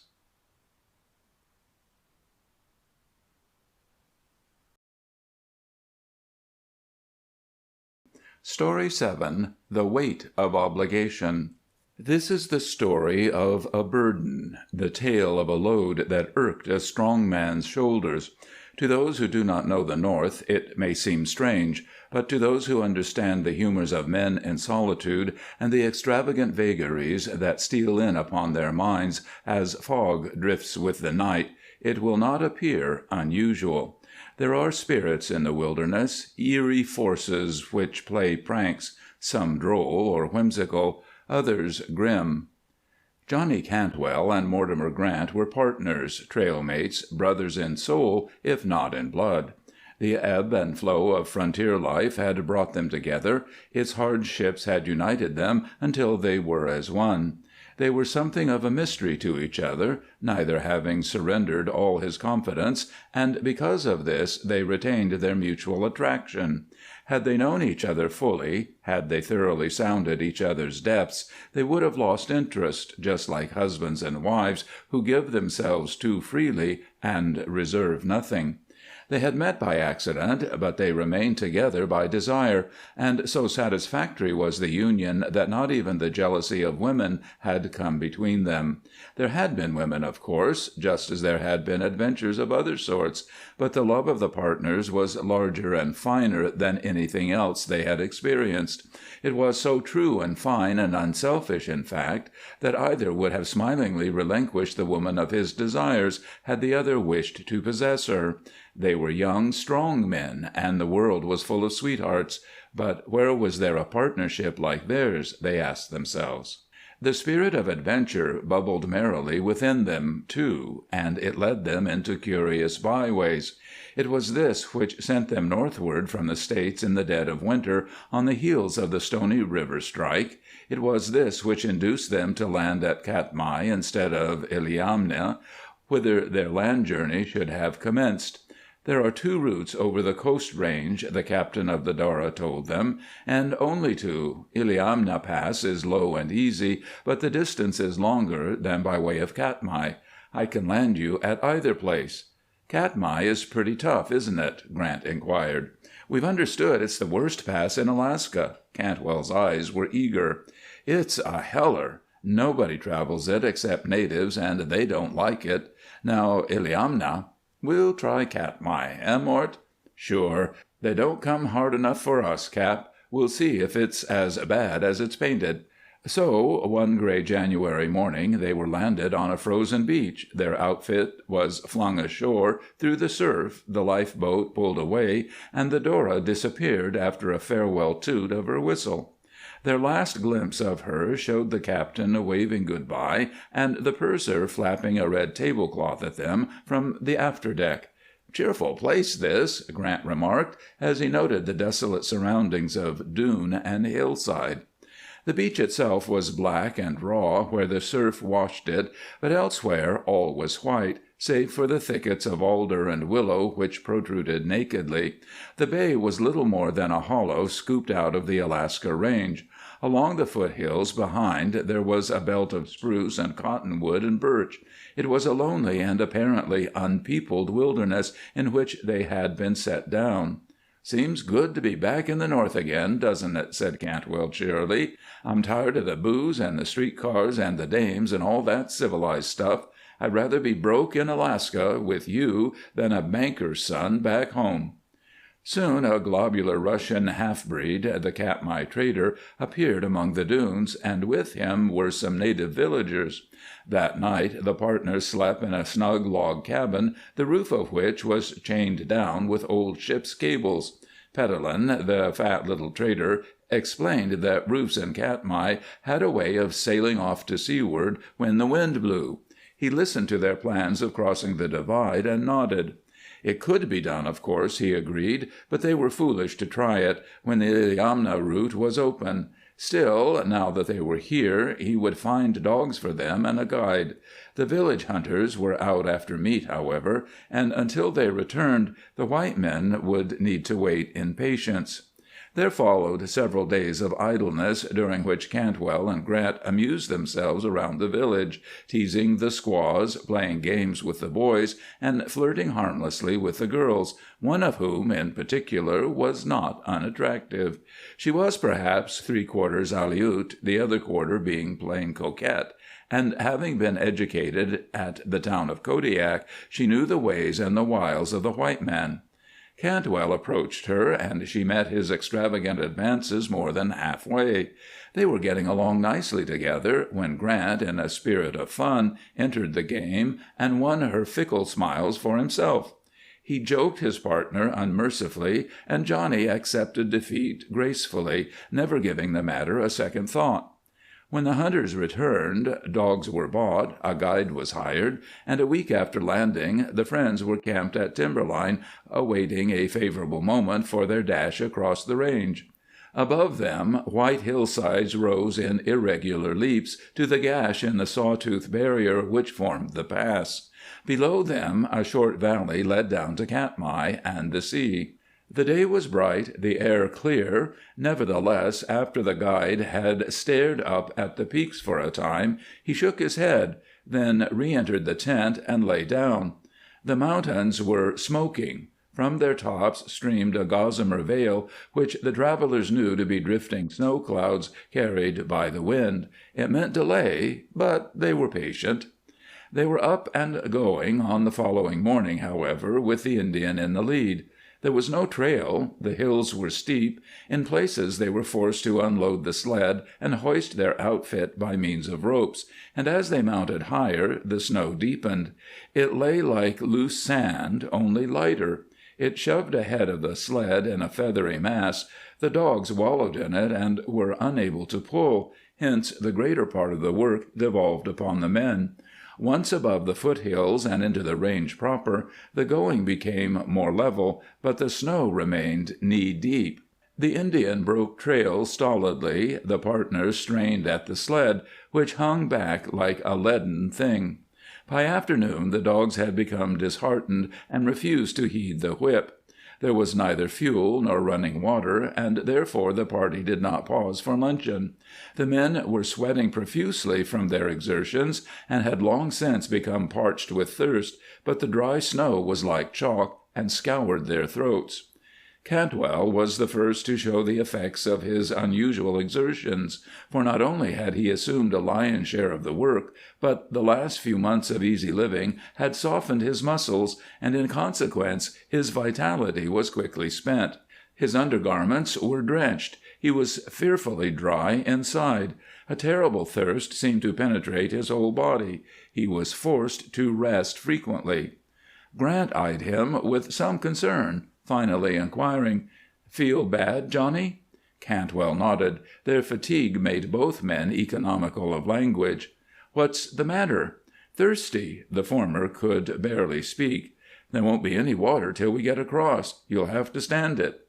They resumed their duties. The Indian swish-swished ahead, as if wading through a sea of swansdown. The dogs followed listlessly. The partners leaned against the stubborn load. A faint breath finally came out of the north, causing Grant and the guide to study the sky anxiously. Cantwell was too weary to heed the increasing cold. The snow on the slopes above began to move. Here and there, on exposed ridges, it rose in clouds and puffs. The clean-cut outlines of the hills became obscured as by a fog. The languid wind bit cruelly. After a time, Johnny fell back upon the sled and exclaimed, "I'm all in, Mort. Don't seem to have the guts." He was pale. His eyes were tortured. He scooped a mitten full of snow and raised it to his lips, then spat it out, still dry. "Here, brace up." In a panic of apprehension at this collapse, Grant shook him. He had never known Johnny to fail like this. "Take a drink of booze. It'll do you good." He drew a bottle of brandy from one of the dunnage bags, and Cantwell seized it avidly. It was wet. It would quench his thirst, he thought. Before Mort could check him, he had drunk a third of the contents. The effect was almost instantaneous, for Cantwell's stomach was empty, and his tissues seemed to absorb the liquor like a dry sponge. His fatigue fell away. He became suddenly strong and vigorous again. But before he had gone 100 yards, the reaction followed.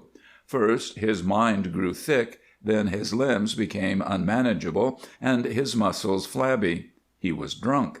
Yet it was a strange and dangerous intoxication, against which he struggled desperately. He fought it for perhaps a quarter of a mile before it mastered him, then he gave up. Both men knew that stimulants were never taken on the trail, but they had never stopped to reason why, and even now they did not attribute Johnny's breakdown to the brandy. After a while he stumbled and fell, then, the cool snow being grateful to his face, he sprawled there, motionless, until Mort dragged him to the sled. He stared at his partner in perplexity and laughed foolishly. The wind was increasing. Darkness was near. They had not yet reached the Bering slope. Something in the drunken man's face frightened Grant, and extracting a ship's biscuit from the grub box, he said hurriedly, "Here, Johnny, get something under your belt, quick." Cantwell obediently munched the hard cracker, but there was no moisture on his tongue. His throat was paralyzed. The crumbs crowded themselves from the corners of his lips.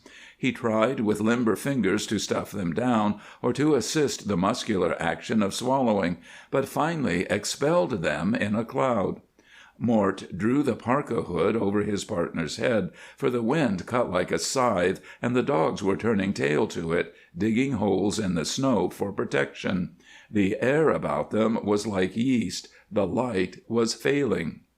The Indian snowshoed his way back, advising a quick camp until the storm abated, but to this suggestion Grant refused to listen, knowing only too well the peril of such a course.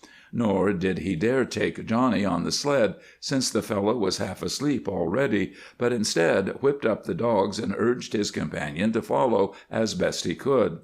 When Cantwell fell for a second time, he returned, dragged him forward, and tied his wrists firmly, yet loosely, to the load. The storm was pouring over them now like water out of a spout. It seared and blinded them. Its touch was like that of a flame. Nevertheless, they struggled on into the smother, making what headway they could. The Indian led, pulling at the end of a rope. Grant strained at the sled and hoarsely encouraged the dogs. Cantwell stumbled and lurched in the rear like an unwilling prisoner. When he fell, his companion lifted him, then beat him, cursed him, tried in every way to rouse him from his lethargy. After an interminable time, they found they were descending, and this gave them heart to plunge ahead more rapidly. The dogs began to trot as the sled overran them. They pushed blindly into gullies, fetching up at the bottom in a tangle, and Johnny followed in a nerveless, stupefied condition. He was dragged like a sack of flour, for his legs were limp, and he lacked muscular control. But every dash, every fall, every quick descent drove the sluggish blood through his veins and cleared his brain momentarily. Such moments were fleeting, however. Much of the time his mind was a blank, and it was only by a mechanical effort that he fought off unconsciousness. He had vague memories of many beatings at Mort's hands, of the slippery, clean-swept ice of a stream over which he limply skidded, of being carried into a tent where a candle flickered and a stove roared. Grant was holding something hot to his lips, and then it was morning. He was weak and sick. He felt as if he had awakened from a hideous dream. "I played out, didn't I?" he queried wonderingly. "You sure did," Grant laughed. "It was a tight squeak, old boy. I never thought I'd get you through." "Played out? I can't understand it." Cantwell prided himself on his strength and stamina. Therefore the truth was unbelievable. He and Mort had long been partners. They had given and taken much at each other's hands. But this was something altogether different. Grant had saved his life, at risk of his own. The older man's endurance had been the greater, and he had used it to good advantage. It embarrassed Johnny tremendously to realize that he had proven unequal to his share of the work, for he had never before experienced such an obligation. He apologized repeatedly during the few days he lay sick, and meanwhile Mort waited upon him like a mother. Cantwell was relieved when at last they had abandoned camp, changed guides at the next village, and were on their way along the coast, for somehow he felt very sensitive about his collapse. He was, in fact, extremely ashamed of himself. Once he had fully recovered, he had no further trouble, but soon rounded into fit condition and showed no effects of his ordeal. Day after day he and Mort traveled through the solitudes, their isolation broken only by occasional glimpses of native villages, where they rested briefly and renewed their supply of dog feed. But although the younger man was now as well and strong as ever, he was uncomfortably conscious that his trail mate regarded him as the weaker of the two and shielded him in many ways. Grant performed most of the unpleasant tasks and occasionally cautioned Johnny about overdoing. This protective attitude at first amused, then offended Cantwell. It galled him until he was upon the point of voicing his resentment, but reflected that he had no right to object, for, judging by past performances, he had proved his inferiority. This uncomfortable realization forever arose to prevent open rebellion, but he asserted himself secretly by robbing Grant of his self-appointed tasks. He rose first in the morning, he did the cooking, he lengthened his turns ahead of the dogs, he mended harness after the day's hike had ended. Of course, the older man objected, and for a time they had a good-natured rivalry as to who should work and who should rest, only it was not quite so good-natured on Cantwell's part as he made it appear. Mort broke out in friendly irritation one day. "Don't try to do everything, Johnny. Remember, I'm no cripple." "Humph, you proved that. I guess it's up to me to do your work." "Oh, forget that day on the pass, can't you?" Johnny grunted a second time, and from his tone it was evident that he would never forget, unpleasant though the memory remained. Sensing his sullen resentment, the other tried to rally him, but made a bad job of it.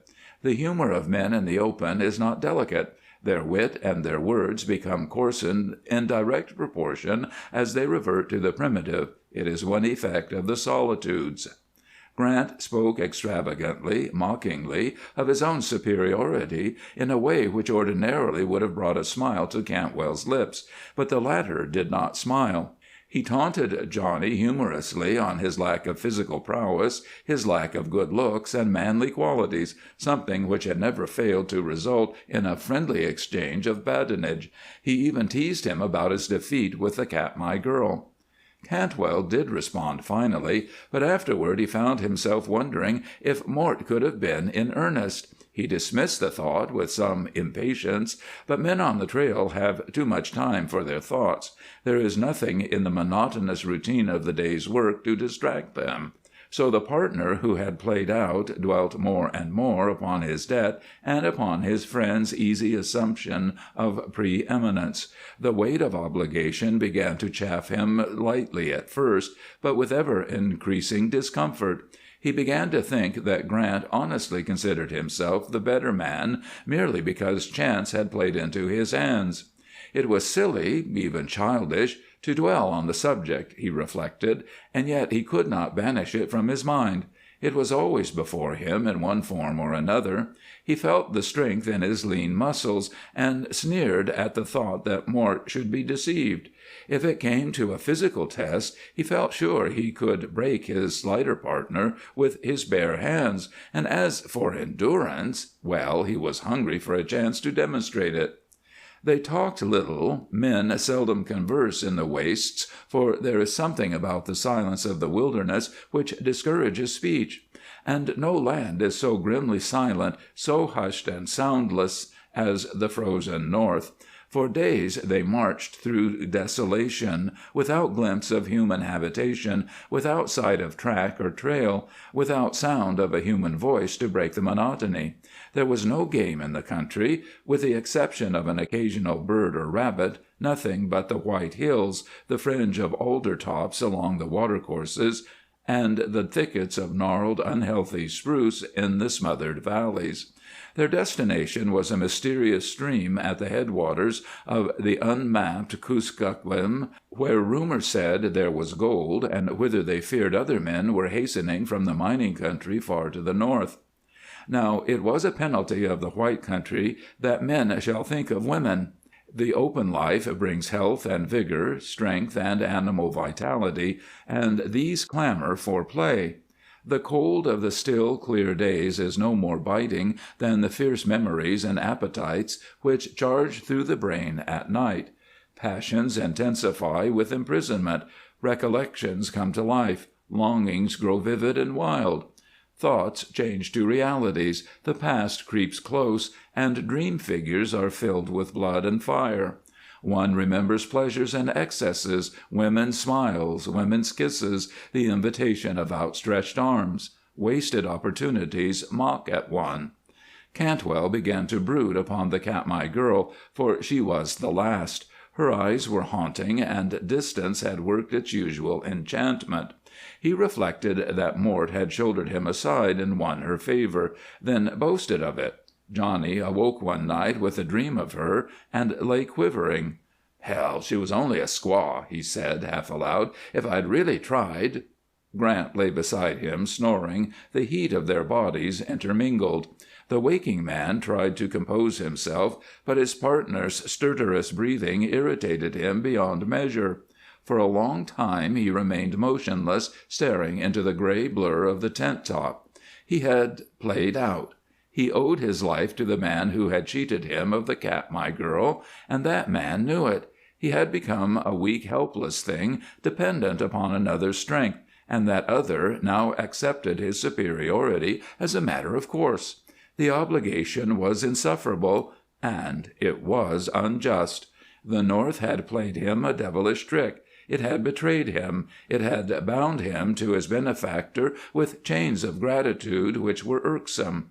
Had they been real chains, they would have galled him no more than at this moment. As time passed, the men spoke less frequently to each other. Grant joshed his mate roughly once or twice, masking beneath an assumption of jocularity his own vague irritation at the change that had come over them. It was as if he had probed at an open wound with clumsy fingers. Cantwell had by this time assumed most of those petty camp tasks which provoke tired trailers, those humdrum duties which are so trying to exhausted nerves, and of course they wore upon him as they wear upon every man. But once he had taken them over, he began to resent Grant's easy relinquishment. It rankled him to realize how willingly the other allowed him to do the cooking, the dish-washing, the fire-building, the bed-making. Little monotonies of this kind form the hardest part of winter travel. They are the rocks upon which friendships founder and partnerships are wrecked.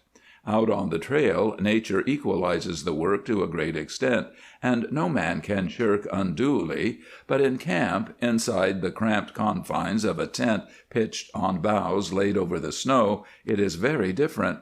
There one must busy himself while the other rests, and keeps his legs out of the way if possible. One man sits on the bedding at the rear of the shelter and shivers, while the other squats over a tantalizing fire of green wood, blistering his face and parboiling his limbs inside his sweaty clothing. Dishes must be passed, food divided, and it is poor food, poorly prepared at best. Sometimes men criticize and voice longings for better grub and better cooking. Remarks of this kind have been known to result in tragedies, bitter words, and flaming curses, then perhaps wild actions, memories of which the later years can never erase. It is but one prank of the wilderness, one grim manifestation of its silent forces. Had Grant been unable to do his part, Cantwell would have willingly accepted the added burdens. But Mort was able, he was nimble and handy, he was the better cook of the two. In fact, he was the better man in every way, or so he believed. Cantwell sneered at the last thought, and the memory of his debt was like bitter medicine. His resentment, in reality nothing more than a phase of insanity begot of isolation and silence, could not help but communicate itself to his companion, and there resulted a mutual antagonism which grew into a dislike, then festered into something more, something strange, reasonless, yet terribly vivid and amazingly potent for evil. Neither man ever mentioned it, their tongues were clenched between their teeth, and they held themselves in check with harsh hands. But it was constantly in their minds nevertheless. No man who has not suffered the manifold irritations of such an intimate association can appreciate the gnawing canker of animosity like this. It was dangerous because there was no relief from it. The two were bound together as by gyves. They shared each other's every action and every plan. They trod in each other's tracks, slept in the same bed, ate from the same plate. They were like prisoners ironed to the same staple. Each fought the obsession in his own way, but it is hard to fight the impalpable, hence their sick fancies grew in spite of themselves. Their minds needed food to prey upon, but found none. Each began to criticize the other silently, to sneer at his weaknesses, to meditate derisively upon his peculiarities. After a time they no longer resisted the advance of these poisonous thoughts, but welcomed it. On more than one occasion the embers of their wrath were upon the point of bursting into flame, but each realized that the first ill-considered word would serve to slip the leash from these demons that were straining to go free, and so managed to restrain himself. The crisis came one crisp morning when a dog team whirled around a bend in the river, and a white man hailed them.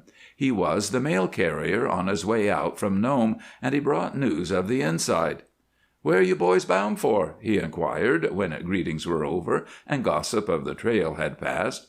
"We're going to the Stony River strike," Grant told him.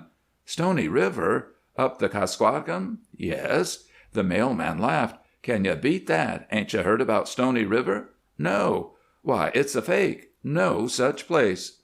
There was a silence. The partners avoided each other's eyes. "MacDonald, the fellow that started it, is on his way to Dawson. There's a gang after him, too, and if he's caught it'll go hard with him. He wrote the letters to himself and spread the news just to raise a grub stake. He cleaned up big before they got on to him. He peddled his tips for real money." "Yes," Grant spoke quietly. "Johnny bought one. That's what brought us from Seattle. We went out on the last boat and figured we'd come in from this side before the breakup. So fake, by God!" "Gee, you fellers bit good." The mail carrier shook his head. "Well, you'd better keep going now. You'll get to Nome before the season opens. Better take dogfish from Bethel. It's 4 bits a pound on the Yukon. Sorry I didn't hit your camp last night. We'd have had a visit. Tell the gang that you saw me." He shook hands ceremoniously, yelling at his panting dogs, and went swiftly on his way, waving a mitten on high as he vanished around the next bend. The partners watched him go. Then Grant turned to Johnny and repeated, "Fake! By God! MacDonald stung you!" Cantwell's face went as white as the snow behind him. His eyes blazed. "Why did you tell him I bit?" he demanded harshly. "Didn't you bite? 2,000 miles afoot, 3 months of hell, for nothing. That's biting some." "Well!" The speaker's face was convulsed, and Grant's flamed with an answering anger. They glared at each other for a moment. "Don't blame me. You fell for it, too." Mort checked his rushing words. "Yes, you. Now, what are you going to do about it? Welch?" "I'm going through to Nome." The sight of his partner's rage had set Mort to shaking with a furious desire to fly at his throat, but fortunately he retained a spark of sanity. "Then shut up and quit chewing the rag. You talk too damned much." Mort's eyes were bloodshot. They fell upon the carbine under the sled lashings and lingered there, then wavered. He opened his lips, reconsidered, spoke softly to the team, then lifted the heavy dog whip and smote the Malamutes with all his strength. The men resumed their journey without further words, but each was cursing inwardly. "So I talk too much," Grant thought. The accusation struck in his mind, and he determined to speak no more. "He blames me," Cantwell reflected bitterly. "I'm in wrong again, and he couldn't keep his mouth shut. A hell of a partner he is." All day they plodded on, neither trusting himself to speak. They ate their evening meal like mutes. They avoided each other's eyes. Even the guide noticed the change and looked on curiously. There were 2 robes, and these the partners shared nightly, but their hatred had grown so during the last few hours that the thought of lying side by side, limb to limb, was distasteful. Yet neither dared suggest a division of the bedding, for that would have brought further words and resulted in the crash which they longed for but feared. They stripped off their furs and lay down beside each other with the same repugnance they would have felt had there been a serpent in the couch. This unending, malevolent silence became terrible. The strain of it increased, for each man now had something definite to cherish in the words and the looks that had passed. They divided the camp work with scrupulous nicety. Each man waited upon himself and asked no favors. The knowledge of his debt forever chafed Cantwell. Grant resented his companion's lack of gratitude. Of course, they spoke occasionally. It was beyond human endurance to remain entirely dumb, but they conversed in monosyllables about trivial things, and their voices were throaty, as if the effort choked them. Meanwhile, they continued to glow inwardly at a white heat. Cantwell no longer felt the desire to merely match his strength against Grant's. The estrangement had become too wide for that. A physical victory would have been flat and tasteless. He craved some deeper satisfaction. He began to think of the axe, just how or when or why he never knew. It was a thin-bladed, polished thing of frosty steel, and the more he thought of it, the stronger grew his impulse to rid himself once for all of that presence which exasperated him. It would be very easy, he reasoned, a sudden blow with the weight of his shoulder behind it. He fancied he could feel the bit sink into Grant's flesh, cleaving bone and cartilages in its course, a slanting downward stroke aimed at the neck where it joined the body, and he would be forever satisfied. It would be ridiculously simple. He practiced in the gloom of evening as he felled spruce trees for firewood. He guarded the axe religiously. It became a living thing which urged him on to violence. He saw it standing by the tent fly when he closed his eyes to sleep. He dreamed of it. He sought it out with his eyes when he first awoke. He slid it loosely under the sled lashings every morning, thinking that its use could not long be delayed. As for Grant, the carbine dwelt forever in his mind, and his fingers itched for it. He secretly slipped a cartridge into the chamber, and when an occasional ptarmigan offered itself for a target, he saw the white spot on the breast of Johnny's reindeer parka dancing ahead of the Lyman bead. The solitude had done its work.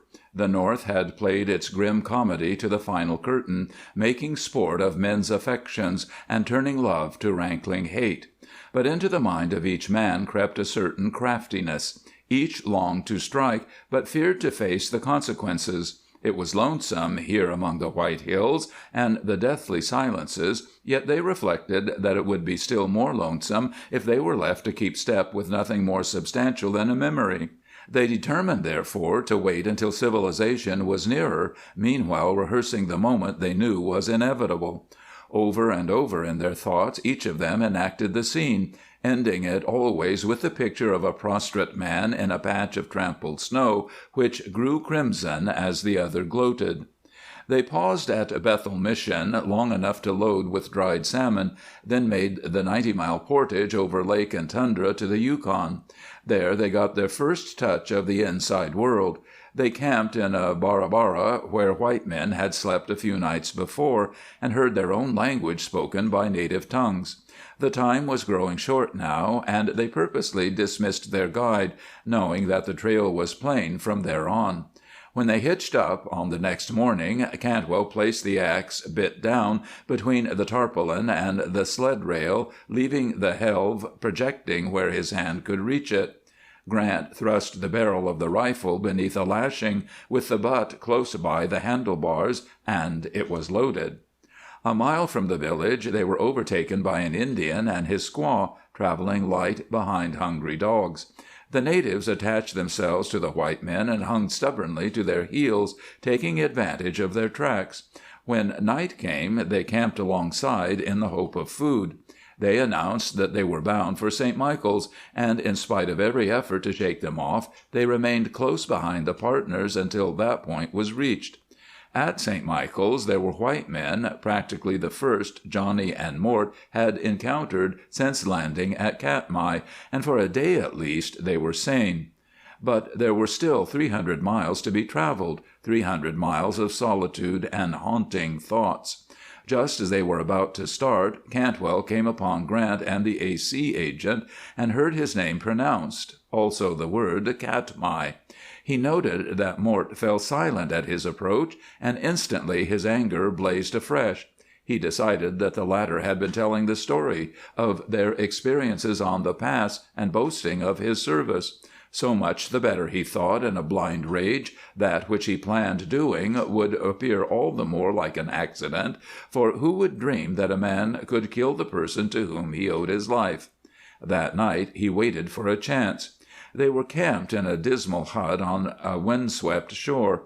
They were alone. But Grant was waiting also, it seemed. They lay down beside each other, ostensibly to sleep. Their limbs touched. The warmth from their bodies intermingled, but they did not close their eyes. They were up and away early, with Nome drawing rapidly nearer. They had skirted an ocean foot by foot. Bering Sea lay behind them now, and its northern shore swung westward to their goal. For 2 months they had lived in silent animosity, feeding on bitter food while their elbows rubbed. Noon found them floundering through one of those unheralded storms which make coast travel so hazardous.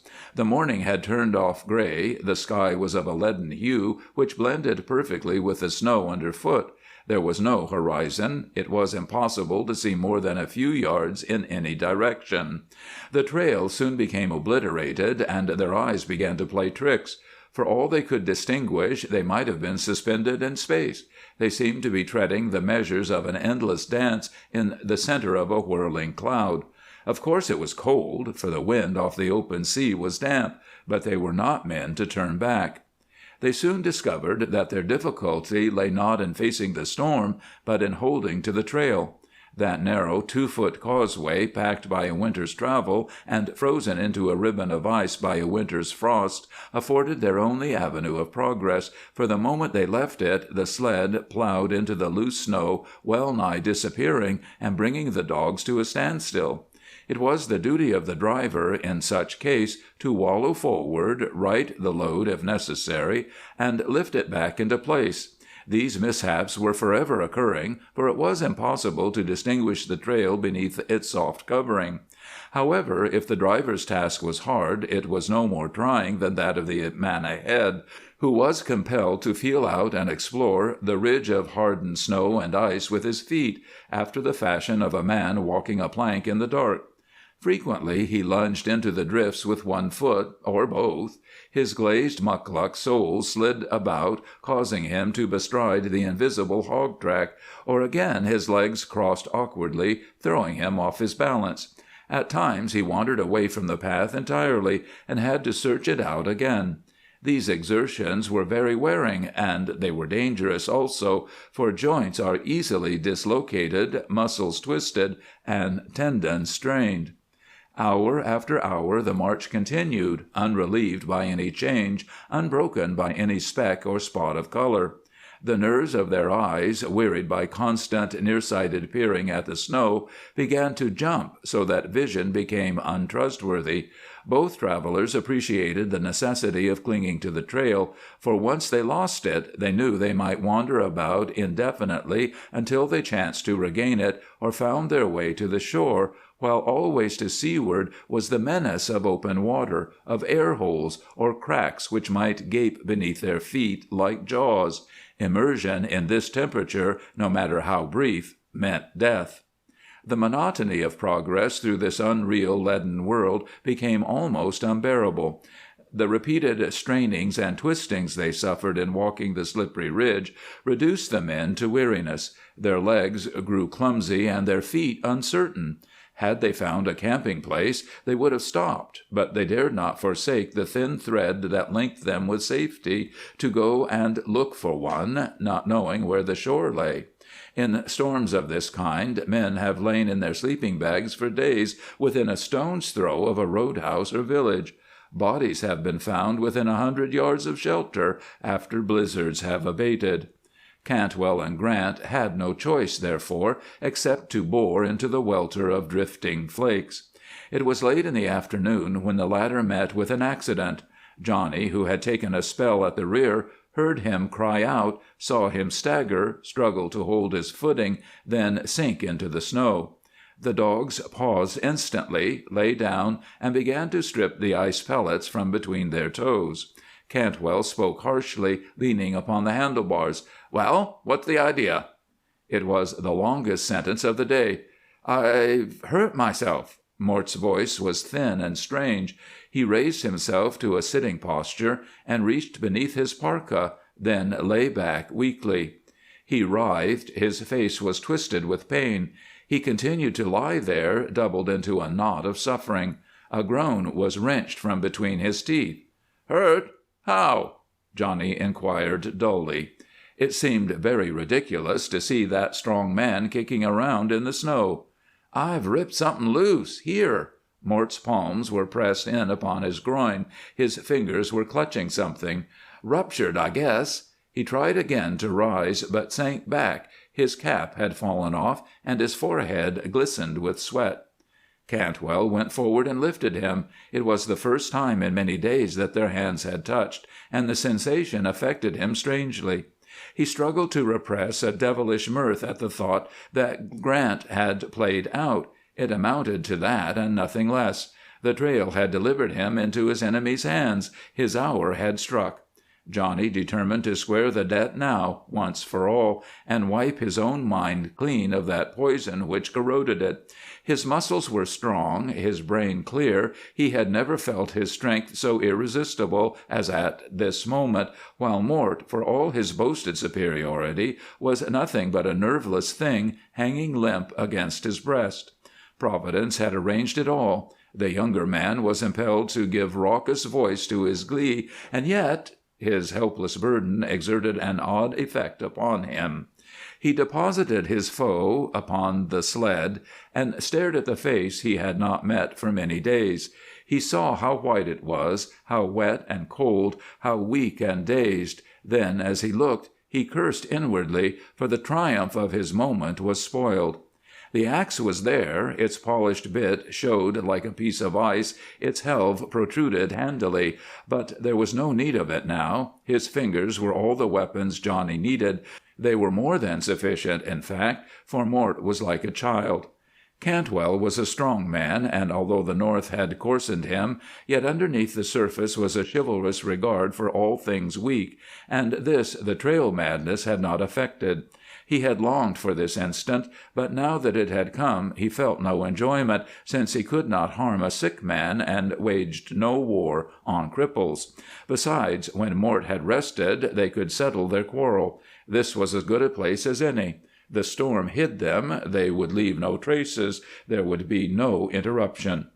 But Mort did not rest. He could not walk. Movement brought excruciating pain.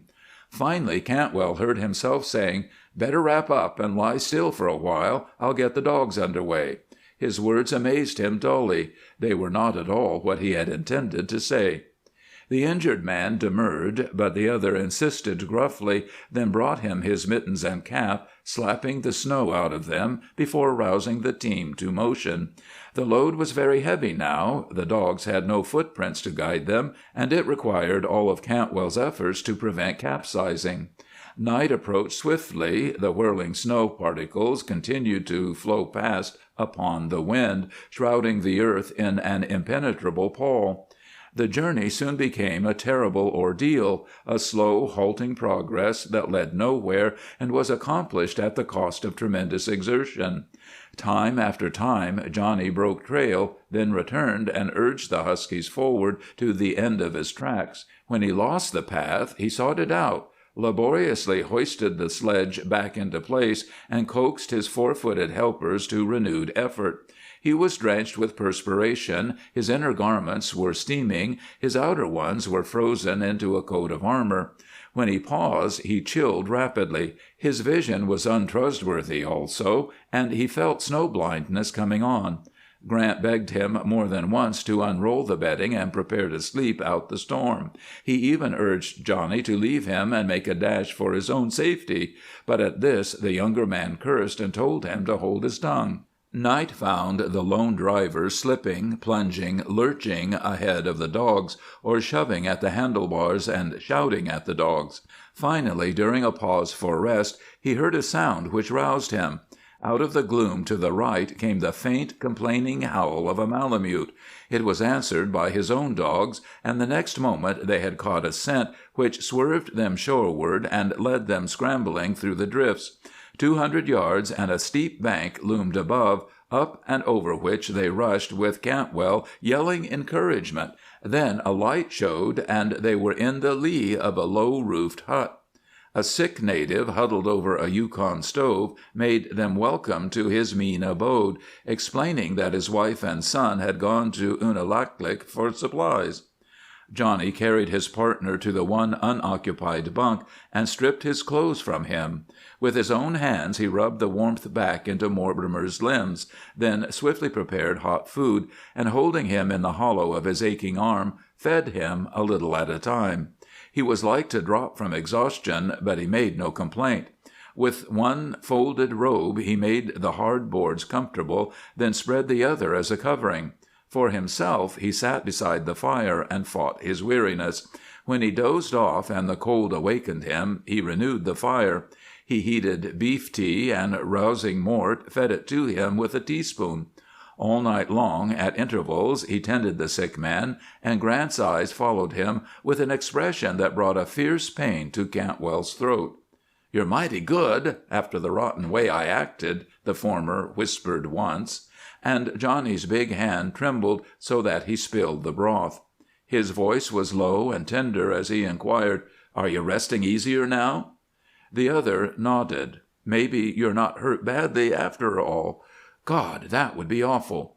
Cantwell choked, turned away, and, raising his arms against the log wall, buried his face in them. The morning broke clear. Grant was sleeping.